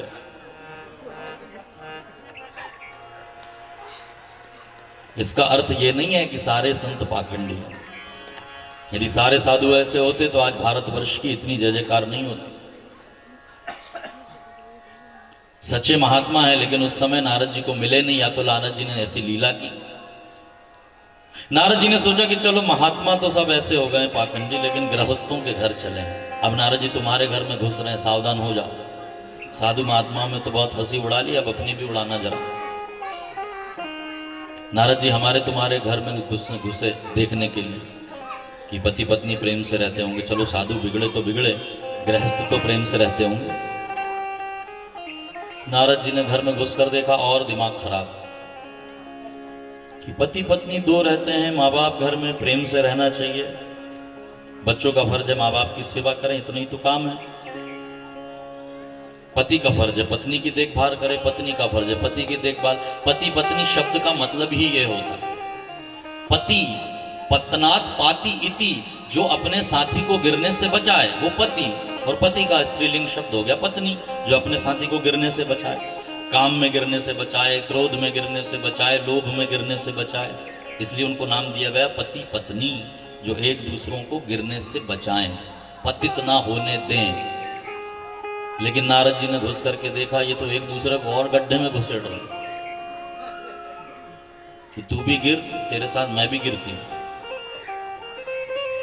नारद जी ने देखा और मन खिन्न। नारद जी ने देखा, क्या देखा नारद जी ने, सुनो। कन्या विक्रयणो लोभात दंपति नाम च कलकनम। घर में नई बहू आई है और लड़ाई शुरू हो गई। क्यों? तो बोला कन्या विक्रयणो लोभात, क्योंकि दहेज के चक्कर में तुमने खरीद करके लाया है तो गड़बड़ होगी। स्पष्ट लिखा यहां कन्या विक्रय, विक्रय के द्वारा विवाह हुआ है ना, तो कैसे घर में शांति होगी? कहीं पुरुष बेचा जाता है, कहीं कन्या बेची जाती है। ऐसे तो हमारे विवाह होते हैं, तो घर में शांति कहां से होगी? देखा नारद जी, मन बड़ा खिन्न हो गया नारद जी का कि कहां शांति मिलेगी, कहां शांति मिलेगी। विचार करते करते नारद जी पहुंचे यमुना जी के किनारे। कहां? श्रीधाम वृंदावन। बोलिए वृंदावन धाम की जय। वृंदावन आए नारद जी। वृंदावन में आकर के मन तो प्रसन्न हो गया नारद जी का, थोड़ी शांति मिली। और शांत भाव से नारद जी वृंदावन में यमुना जी के किनारे घूम रहे थे, तो उन्होंने एक आश्चर्य देखा। देखो कथा आप सब लोग जानते हैं। क्या आश्चर्य देखा नारद जी ने? कि एक स्त्री युवा है, रो रही है, उसकी गोद में दो पुरुष बेहोश पड़े हुए हैं, बूढ़े हैं, बाल पके हुए हैं, और कुछ स्त्रियां उस स्त्री के आसपास खड़ी होकर के उसको धीरज बांध रही हैं कि बहन मत रो, सब ठीक हो जाएगा। नारद जी को देख करके उस रोती हुई स्त्री ने आवाज लगाई, भो भो साधु क्षणम तिष्ठा मत चिंताम अपि नाशय। हे महात्मन रुकिए, मेरी चिंता का नाश करते जाइए।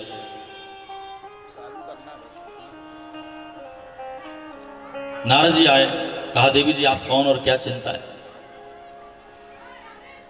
तो कहा मेरी ये चिंता है कि मैं युवा हूं, जवान हूं, और मेरे ये दो बच्चे बूढ़े हैं। मां जवान रहे और बच्चे बूढ़े हो जाएं, इससे ज्यादा चिंता का क्या विषय होगा? मैंने इनका कई बार इलाज कराया, ये ठीक नहीं हो रहा। देवी जी आपका परिचय? तो कहा अहम भक्ति रीति ख्याता इमो में तनयो मतो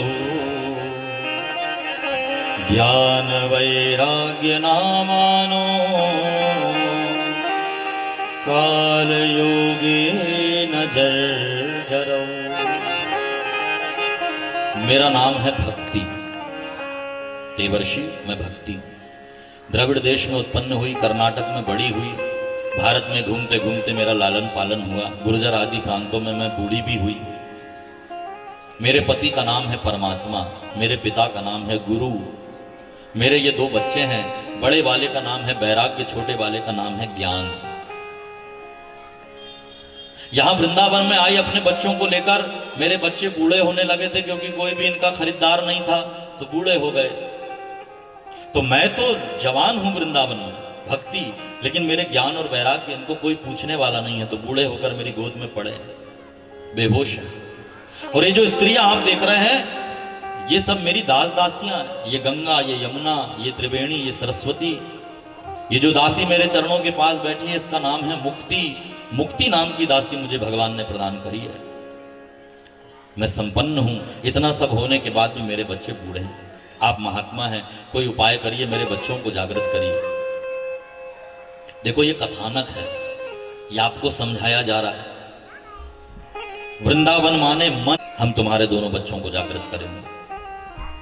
और देवर्षि नारद भक्ति के दोनों पुत्र ज्ञान वैराग्य के कान के पास अपना मुंह लेकर के गए और कहा, रे ज्ञान वैराग्य प्रबुद्धिताम प्रबुद्धिताम, जागो।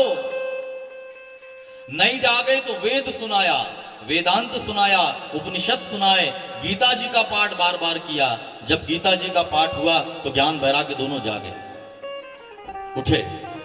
भक्ति प्रसन्न हुई कि हाँ मेरे बच्चे ठीक हो रहे हैं। लेकिन जैसे ही गीता जी समाप्त हुई, पूर्ण हुई, ज्ञान वैराग्य फिर से ऐसे जमाई लेकर के सो गए।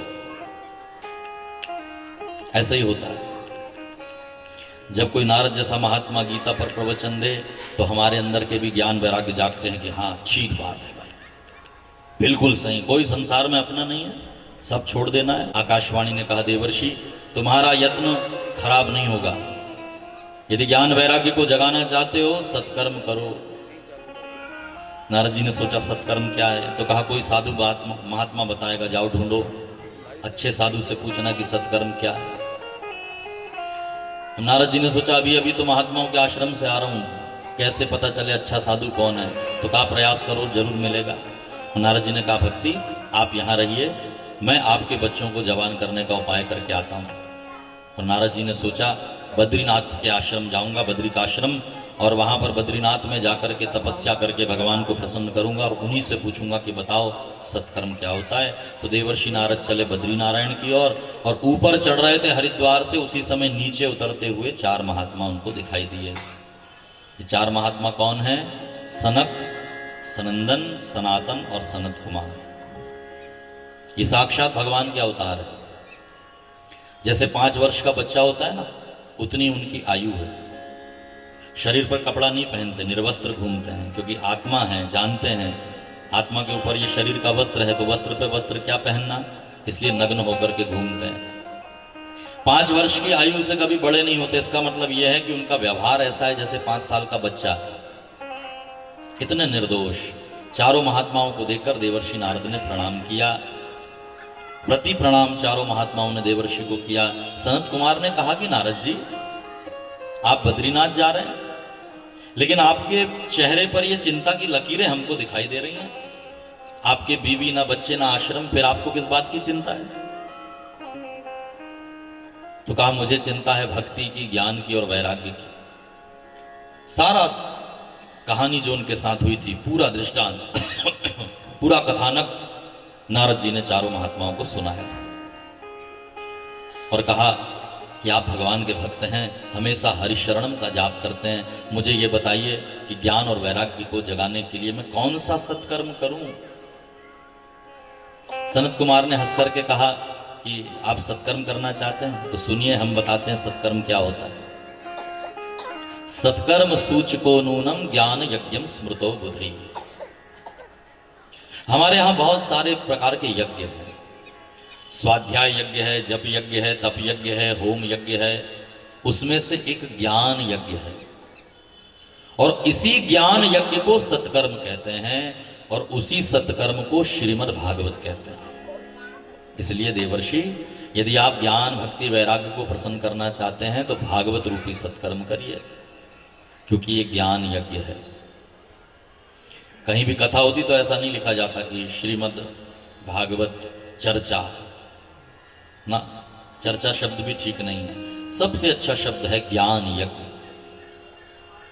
चर्चा यहां पर सबकी होगी, भक्ति की भी होगी, ज्ञान की होगी, वैराग्य की होगी, लेकिन हकीकत में ये ज्ञान यज्ञ है, क्योंकि इसको सत्कर्म कहा गया। बाकी यज्ञों में तो विधि निषेध होता है, लेकिन इस ज्ञान यज्ञ में कोई विधि निषेध नहीं है। प्रेम से वक्ता बोले प्रमाणित बात, और श्रोता प्रेम से इसको श्रवण करे, ये इसकी विधि है। किसी ने हमसे पूछा कुंडी यज्ञ, 101 कुंडी, 9 कुंडी, 5 कुंडी, तो हम कहते हैं कि भागवत ऐसा यज्ञ है जितने मुंडी उतने कुंडी। जितनी मुंडी सामने बैठी है सबरे कुंड है, और यहां से ज्ञान की आहुति हो रही, इसलिए इसको ज्ञान यज्ञ कहते हैं। तो महाराज आप ज्ञान यज्ञ कराइए।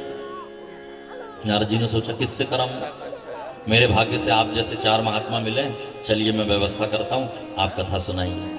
कहाँ करेंगे कथा, कहाँ करेंगे कथा? तो कहा थोड़ा सा नीचे उतरते हैं। कहा गंगा द्वारे समीपे तु तटम आनंद नामकम नाना ऋषिगणैर्जुष्टम देव सिद्ध निषेवितम। हरिद्वार, भगवान नारायण के दरवाजे पर बैठकर उनको पुकारेंगे।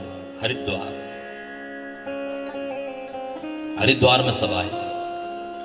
व्यासपीठ बनाई गई, 4 ऋषि महात्मा व्यासपीठ पर विराजमान हुए। प्रधान श्रोता के रूप में जैसे हमारे भैया बैठे हैं, वैसे नारद जी बैठे, और सब ऋषि महात्माओं को ये बात आग की तरह फैल गई कि चलो हरिद्वार, वहां देवर्षि नारद के द्वारा भागवत का आयोजन किया गया है। सनत कुमार वक्ता हैं, और सारे ऋषि महात्मा अपने अपने आश्रमों से निकल करके और भागवत की कथा में भृगु आए, वशिष्ठ आए, मेधातिथि आए, देवल आए, गौतम आए, देवरात। प्यारे ध्यान इधर रखोगे तो मुझे मजा आएगा, थोड़ा आनंद आएगा। एक कांटेक्ट होता है ना, हाँ, कांटेक्ट, उसको विच्छेद मत करना, नहीं तो कथा की लिंक टूटती है। पूरा ध्यान यहीं। तो इतने सारे ऋषि महात्मा पहुंचे अपनी पत्नियों के साथ, बच्चों के साथ, शिष्यों के साथ। देखते देखते नारद जी की उस कथा में बहुत बड़ा जन समुदाय एकत्र हो गया। 4 व्यासपीठ पर चारों महात्मा बैठे हैं, सामने नीचे नारद जी बैठे हैं। नारद जी ने पूजा की, हाथ जोड़ करके कहा, हाँ महाराज, अब भागवत की कथा सुनाइए। लेकिन उससे पहले ये बताइए कि जो काम वेद नहीं कर पाया, वेदांत नहीं कर पाया, गीता नहीं कर पाई, वो ये भागवत कर देगी क्या? सनत कुमार ने कहा, बिल्कुल करेगी। कैसे? तो कहा, नारद जी भागवत क्या है? तो नारद जी ने कहा, मैंने सुना है कि ये सब वेदों का सार है, शास्त्रों का सार है। सनत कुमार ने कहा, ठीक बात, जो काम सार कर सकता है वो मूल नहीं कर सकता। जो रस सार में होता है वो मूल में नहीं होता। यदि कोई आम खा करके गए कि वाह वाह वाह, आम इतना मीठा है, तो इसका पेड़ कितना मीठा होगा, और आम को फेंक करके चला जाए, पेड़ तोड़ थोड़ी बना लो क्योंकि दूध से के सार तो घी है, तो ऐसा नहीं होता। घी का काम अलग है, दूध का काम अलग है। तो ऐसे उदाहरण दे करके देवर्षि नारद को संतुष्ट किया कि हाँ महाराज, सही बोलते हैं, अब आप कथा सुनाना शुरू करिए। और जयकार नमः शब्द शंखवाद के साथ, जय जयकार के साथ श्रीमद् भागवत वहां हरिद्वार में शुरू हुई। बोलिए भागवत भगवान की जय। सनत कुमारों के द्वारा नारद जी के सामने हरिद्वार में श्रीमद् भागवत प्रारंभ हुई। भागवत की महिमा जैसे हम सुन रहे हैं, वैसे वहां सनत कुमार ने भागवत की महिमा बताई और कहा, सदा सेव्या श्रीमद् भागवती कथा, यस्या श्रवण मात्रेण हरिश्चित्तम समाश्रये। नारद जी भागवत की कथा सदा सुनना चाहिए। सदा का मतलब होता है सदा, हमेशा। आप 24 घंटे सुन सकते हो, न दिन न रात, न सूर्योदय न सूर्यास्त, 24 घंटे आप भगवान की चर्चा कर सकते हो। खाते पीते, उठते बैठते, सोते जागते। हाँ? कथा सुनने का मतलब ऐसा नहीं होता कि पंडाल लगाकर ही माइक के द्वारा कथा सुननी, नहीं। पति पत्नी अपने कमरे में जाए, वहां भी कथा हो सकती है। पत्नी पूछे, पति बताए, या तो पति पूछे, पत्नी बताए। हमारे कई उपनिषद ऐसे ही प्राप्त हुए हैं। मदालसा अपने बच्चे को, अपने पति को जो उपदेश करती है, वो हमारे पास उपलब्ध है। गार्गी जो बात कहती है, वो हमारे पास उपलब्ध है। उपनिषद, इसलिए शब्द पड़ा उपनिषद। उप माने पास में, निषद माने बैठना। पास में बैठ करके एक दूसरे से जो ज्ञान प्राप्त हुआ, उसका नाम है उपनिषद। तो सदा सुनना चाहिए श्रीमद् भागवत की कथा। क्या होगा सुनने से? तो कहा, यस्य श्रवण मात्रेण हरिश्चित्तम समाश्रयेत्। इसके श्रवण मात्र से भगवान श्री हरि चित्त में समा जाता है। शौनक जी, श्लोक आर्धम श्लोक पादम वा नित्यम भागवतोद्भवम। जिसके घर में श्रीमद् भागवत पढ़ी जाती है, जिसके घर में श्रीमद् भागवत का एक श्लोक, अरे एक श्लोक नहीं, आधा श्लोक, आधा श्लोक नहीं, आधे से भी आधा श्लोक जिसके घर में नित्य पाठ होता है, उसका घर साक्षात वैकुंठ है। इसलिए श्रीमद् भागवत घर में बोलना चाहिए, पढ़ना चाहिए। पठस्व त्वन्मुखे नैव यदिच्छसि पराम गतिम।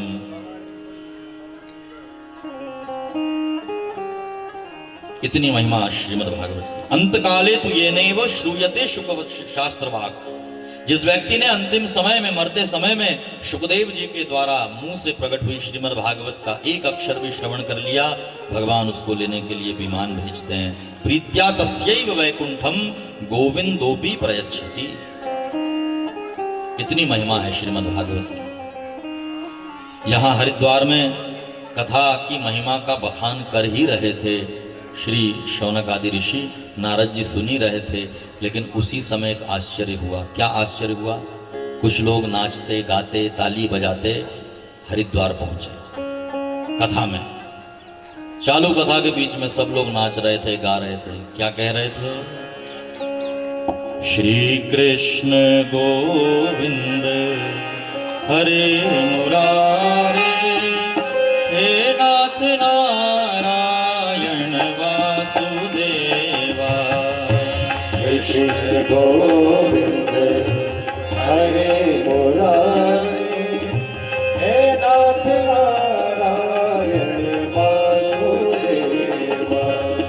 श्री कृष्ण गोविंद हरे सभी गाइए। मुरारे, हे नाथ नारायण वासुदेवा।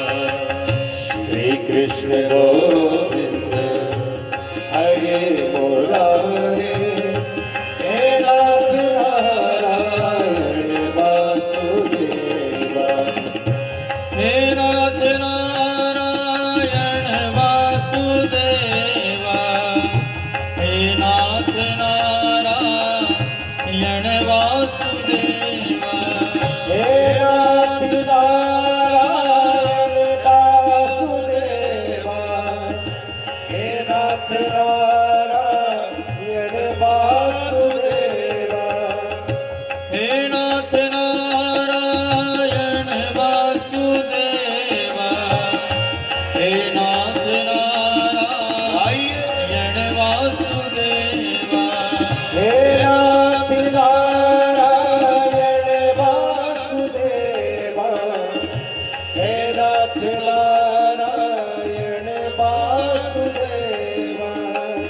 श्री कृष्ण गोविंद हरे मुरारे, हे नाथ नारायण वासुदेवा। श्री कृष्ण गोविंद हरे मुरारे, हे नाथ नारायण वासुदेवा। श्री कृष्ण गोविंद हरे मुरारे, हे नाथ नारायण वासुदेवा।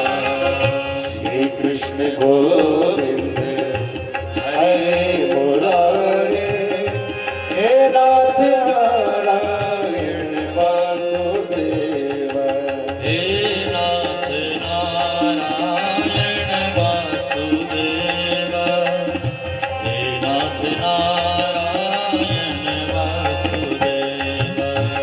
हे नाथ नारायण वासुदेवा। और वहां से रोड से कुछ लोग भगवान का नाम लेते हुए मंजीरा बजाते हुए कथा में आ जाए तो ध्यान तो जाएगा। तो वक्ता का भी ध्यान गया। सनत कुमारों ने देखा कि अरे कुछ लोग आए, कौन है ये लोग? शौनक जी ने पूछा कौन आ गया था वहां?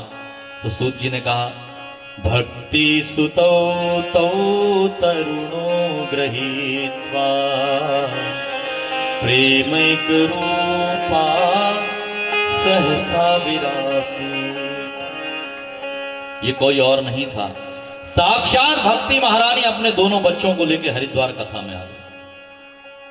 वहां वृंदावन में भक्ति रो रही थी कि बच्चे मेरे बूढ़े हैं, और यहां हरिद्वार में अभी कथा शुरू ही हुई है।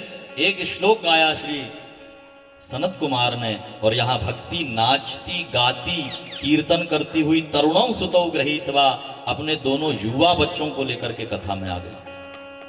और कथा की क्या महानता होगी। जो भक्ति रो रही थी उसके बच्चे जागृत हो गए। अरे जागृत ही नहीं हुए, तरुण हो गए। बूढ़े थे, बुढ़ापा चला गया। रोती भक्ति नाचती हुई कथा में आई। हरिद्वार में देख करके सब ऋषि महात्मा प्रसन्न हो गए। सनत कुमारों ने व्यासपीठ से स्वागत किया, आइए आइए माता जी आपका स्वागत है। व्यासपीठ पर आई भक्ति महारानी। भक्ति ने कहा मुझे जानते हैं? तो कहा आप ही अपना परिचय दे दीजिए। तो भक्ति ने कहा भवद्भिरद्यैव कृतास्मि पुष्टा कलि प्रणष्टापि कथा रसेन वाहम तु तिष्ठाम्यधुना ब्रुवन्तु। बहुत अच्छा संवाद है। भक्ति ने कहा कि मैं भक्ति हूं महाराज, कलयुग के प्रभाव से तो मैं नष्ट ही हो गई थी, लेकिन आपकी कथा रस ने मुझे फिर से जागृत किया। कथा ना होती तो मैं ना होती। और हकीकत में प्यारे भाई बहन, प्राणी मात्र के अंदर भगवान की भक्ति को प्रकट करने वाली यदि कोई है तो उसका नाम है कथा। इसलिए तो हमारे यहां हर व्रत को कथा से जोड़ा है। सत्यनारायण का व्रत करो तो उसकी भी एक कथा है, कथा सुनो। माताएं करवा चौथ रहती तो एक कथा सुनाएंगी। अरे हमारी कुछ महिलाएं मिलकर सुहागले करती तो उसमें क्या करती, कथा ही तो सुनाती। कोई भी व्रत, सोमवार का व्रत हो तो उसकी कथा, 16 सोमवार की कथा, पुरुषोत्तम के मास की कथा, श्रावण की कथा, एकादशी की कथा, सबकी तो कथाएं हैं, क्योंकि कथा ही भगवान की भक्ति को पुष्ट करने वाली है। तो यहां भक्ति कह रही है कलि प्रणष्टापि कथा रसेन, आपकी कथा नहीं होती तो मैं प्रणष्ट हो जाती। अब देखो मैं आ गई हूं अपने दोनों बच्चों और इतने सारे गंगा आदि सब नदियां मेरे साथ हैं। क्वाहम तो तिष्ठा में धुना ब्रुवंतु, आपकी कथा में तो इतनी भीड़ है, बैठने की जगह नहीं, बताइए मैं कहां बैठूं। तो सनत कुमारों ने कहा, भक्त और भगवान को एक करने वाली हे भक्ति महारानी, आप हमारी कथा में आई हैं तो सात्वम ततिष्ठस्व सुधैर्य संश्रया निरंतरम वैष्णव मानसानी, आप हमारी कथा में बैठना चाहती हो तो हम आपको स्थान देते हैं। जितने लोग कथा सुनने के लिए आए सबके हृदय में बैठ करके आप कथा सुनना। और तब से लेकर भक्ति महारानी श्रोताओं के हृदय में बैठ करके ज्ञान वैराग्य के साथ श्रीमद् भागवत की कथा का रसपान करती। तो तुम अपने लिए कथा मत सुनना, लेकिन अंदर वाली भक्ति को अच्छे से कथा सुनाना, क्योंकि तुम्हारे अंदर बैठ करके भक्ति, ज्ञान, वैराग्य सब कथा प्रेम से सुनने वाले हैं। सनत कुमार कहते हैं जहां जहां भागवत की कथा होती है केवल भक्ति, ज्ञान, वैराग्य नहीं, अष्टादश पुराणेषु, 18 पुराण में से सारे 17 पुराण आते हैं। सारे पुराण 17 पुराण आते हैं शरीर धारण करके, गंगादि नदियां शरीर धारण करके आती हैं, जितने भी सब तीर्थ हैं वो सब शरीर धारण करके कथा में पहुंचते हैं। इसलिए श्रीमद् भागवत कथा में सारे तीर्थ आकर के बैठते हैं, इसलिए भागवत के पंडाल भी तीर्थ से कम नहीं है। श्रीमद् भागवत का पंडाल भी तीर्थ है। तो इस तीर्थ क्षेत्र में आज से हमने कथा प्रारंभ की। कल से नित्य समय पर कथा होगी, 2 बजे से लेकर समय 2 से 5, तो 2 से 5 का समय है। हमारे मौर्य परिवार ने इस कथा का आयोजन किया है। आप सभी श्रोता बंधुओं का यहाँ पर स्वागत है। भक्ति की तरह हम भी आपका स्वागत करते हैं। प्रतिदिन यहाँ पर आना, समय से कथा होगी। आज थोड़ा समय लेट हुआ था तो कथा भी यहाँ लेट तक चली। जानते हैं सबको अपने अपने घर की चिंता होती, ही पी लिया करो। कहा महाराज दूध तो घी तो पचता ही नहीं है। तो व्यास जी ने कहा कि एक टाइम भोजन कर लो, एक टाइम फलाहार कर लो। कहा नहीं महाराज फिर भी मन नहीं मानेगा। तो व्यास जी ने कहा फिर एक काम करो, भोजनम तो वरन मन्ये कथा विघ्न करो। यदि भैया यदि तेरा मन भोजन में लगा है, कथा में नहीं लग रहा, तो दोनों टाइम खाकर लेकिन कथा सुन। इतना सरल कर दिया, बोलो। तो हमारी तरफ से बिल्कुल छूट है, दोनों टाइम प्रेम से चकाचक भोजन खाओ। जितना खाते थे उससे 2 रोटी ज्यादा खाकर आओ, हम तो ये बोलते हैं। हाँ कोई दिक्कत नहीं, खा करके आओ और यहाँ बढ़िया पंडाल में सो। हाँ सोने के लिए भी आप लोग सादर आमंत्रित है। मैं आपको आमंत्रित करता हूँ पंडाल में सोने के। सर्दी के दिन है, बढ़िया खा के आओ, एक आध खंबा देखकर टिक जाना। और ये संगीत के माध्यम से हम तुमको लोरी सुनाएंगे और प्रेम से सोना। सोने के लिए भी आप सादर आमंत्रित हैं। प्यारे भाई बहन, सोना भी है तो पंडाल में आकर सो। घर में सोओगे तो कौन जगाएगा, लेकिन कथा में आकर के सोओगे, एक बात कान में ऐसी आ जाएगी कि जाग जाओगे, और ऐसे जागोगे कि सोओगे ही नहीं। तो यहां जागने की संभावना है, घर पर तो कौन जगाएगा। इसलिए सोने के लिए भी आप आ सकते हैं। नियम तो ऐसा है कि आसूर्योदयाद आरभ्य सार्धत्रि प्रहरांतकम, सूर्योदय से कथा शुरू होना चाहिए और 10.5 घंटे कथा होनी चाहिए। 3.5 प्रहर, 3.5 प्रहर माने 10.5 घंटे। अब तुमको 3 घंटे कथा सुनना है, यानी 1 प्रहर, उसमें भी कीर्तन करना है, संगीत करना है, नाचना है, उत्सव करना है। तो कथा कैसे पूरी होगी। तो कहा कथा पूरी करने के लिए उपव्यास जी को बुलाएं। ये पंडित जी बैठकर मूल पाठ कर रहे हैं, कथा वही पूरी करेंगे। हम तो केवल जो मुख्य मुख्य चीज़ें वो सुनाएंगे। तो सारी कथाएं वो पंडित जी पारायण करने वाले, उनको उपव्यास कहते हैं, वो पूरी करेंगे। एक जापक विघ्न ना आए इसके लिए भगवान के मंत्र का जप करेंगे तो इन नियमों से कथा होती है। लेकिन हम तो कहते हैं भैया सारे नियम अपनी जगह हैं, श्रोताओं का एक नियम होना चाहिए, कैसे भी हमको कथा सुनना है, प्रेम से कथा सुनना है, बैठ करके आराम से। और एक नियम मैं अपनी तरफ से हर जगह कहता हूँ, अभी तक हमारा वो नियम टूटा नहीं है, कथा मुस्कुराकर सुनना चाहिए। तुमको जबरदस्ती किसी ने बैठा ला वैसे मत बैठना, उससे अच्छा तो बाहर ही बैठना। लेकिन यहाँ यदि बैठना तो प्रेम से मुस्कुरा, एक्सप्रेशन मुझे देते रहना तो मुझे समझ में आएगा कि ये बात समझ में आ रही है, नहीं समझ में आ रही। हंसने वाली बात हो तो हंस लेना, रोने वाली बात हो तो रो लेना। राधे गोपाल कृष्ण गाए,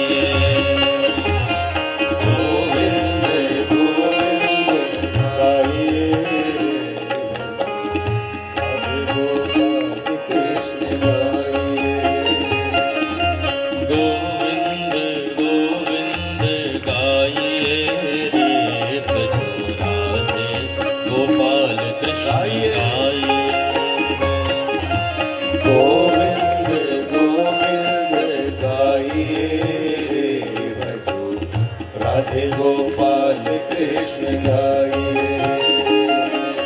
मुरली मनोहर गाइए रे भजो, नंदा के लाल प्रभु गाइए। मुरली मनोहर एक ताली गरबे वाली गाइए रे भजो, नंदा के लाल प्रभु गाइए। गोविंद गोविंद गाइए रे भजो, राधे गोपाल कृष्ण गाइए। गोविंद गोविंद गाइए रे भजो, राधे गोपाल कृष्ण गाइए।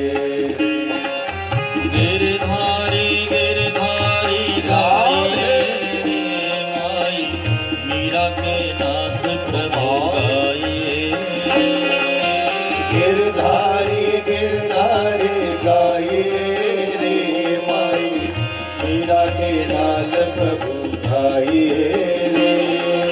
गिरधारी गिरधारी गाइए रे माई, मीरा के नाथ प्रभु गाइए रे। गिरधारी गिरधारी गाइए रे माई, नंदा के लाल प्रभु गाइए रे। माई मीरा के नाथ प्रभु गाइए। ओ माई मीरा के नाथ प्रभु गाइए रे। हमारी मीरा के नाथ प्रभु गाइए। ओ माई मीरा के नाथ प्रभु गाइए रे। हाँ गिरधारी गिरधारी गाइए रे माई, मीरा के नाथ प्रभु गाइए। गिरधारी गिरधारी गाइए रे माई, मीरा के नाथ प्रभु गाइए रे। गोविंद गोविंद गाइए रे भजो, राधे गोपाल कृष्ण गाइए। आरती गाओ भाग्य बिहारी तेरी, आरती गाओ भाग्य बिहारी तेरी, आरती गाओ भाग्य बिहारी तेरी, आरती गाओ। ओ मोर मुकुट तेरे शीश पे सोहे, मोर मुकुट तेरे शीश पे सोहे। प्यारी बंसी मेरा मन मोहे, प्यारी बंसी मेरा मन मोहे। देख छवि में तो बल बल जाओ, देख छवि में तो बल बल जाओ। भाग्य बिहारी तेरी आरती गाओ, भाग्य बिहारी तेरी आरती गाओ। चरणों से निकली है गंगा प्यारी, चरणों से निकली है गंगा प्यारी जिसने सारी दुनिया तारी जिसने सारी दुनिया दर्शन पाओ श्री भाग्य बिहारी तेरी आरती गाओ दास के प्यारे तुम हो हरिदास के प्यारे तुम हो मेरे मोहन जीवन धन हो मेरे मोहन जीवन धन हो प्यारी छवि तेरी मन में बसाऊं प्यारी छवि तेरी मन में बसाऊं सेवा के बिहारी तेरी आरती गाऊं के बिहारी तेरी आरती गाऊं कर्पूर गौरम कर्णावतारं सार सारं भवं भवानी सहितं नमामि मंदार माला कुंकारिकाय कपाल माला किसे गिराय दिव्यंबराय दिगंबराय नमः शिवाय नमः शिवाय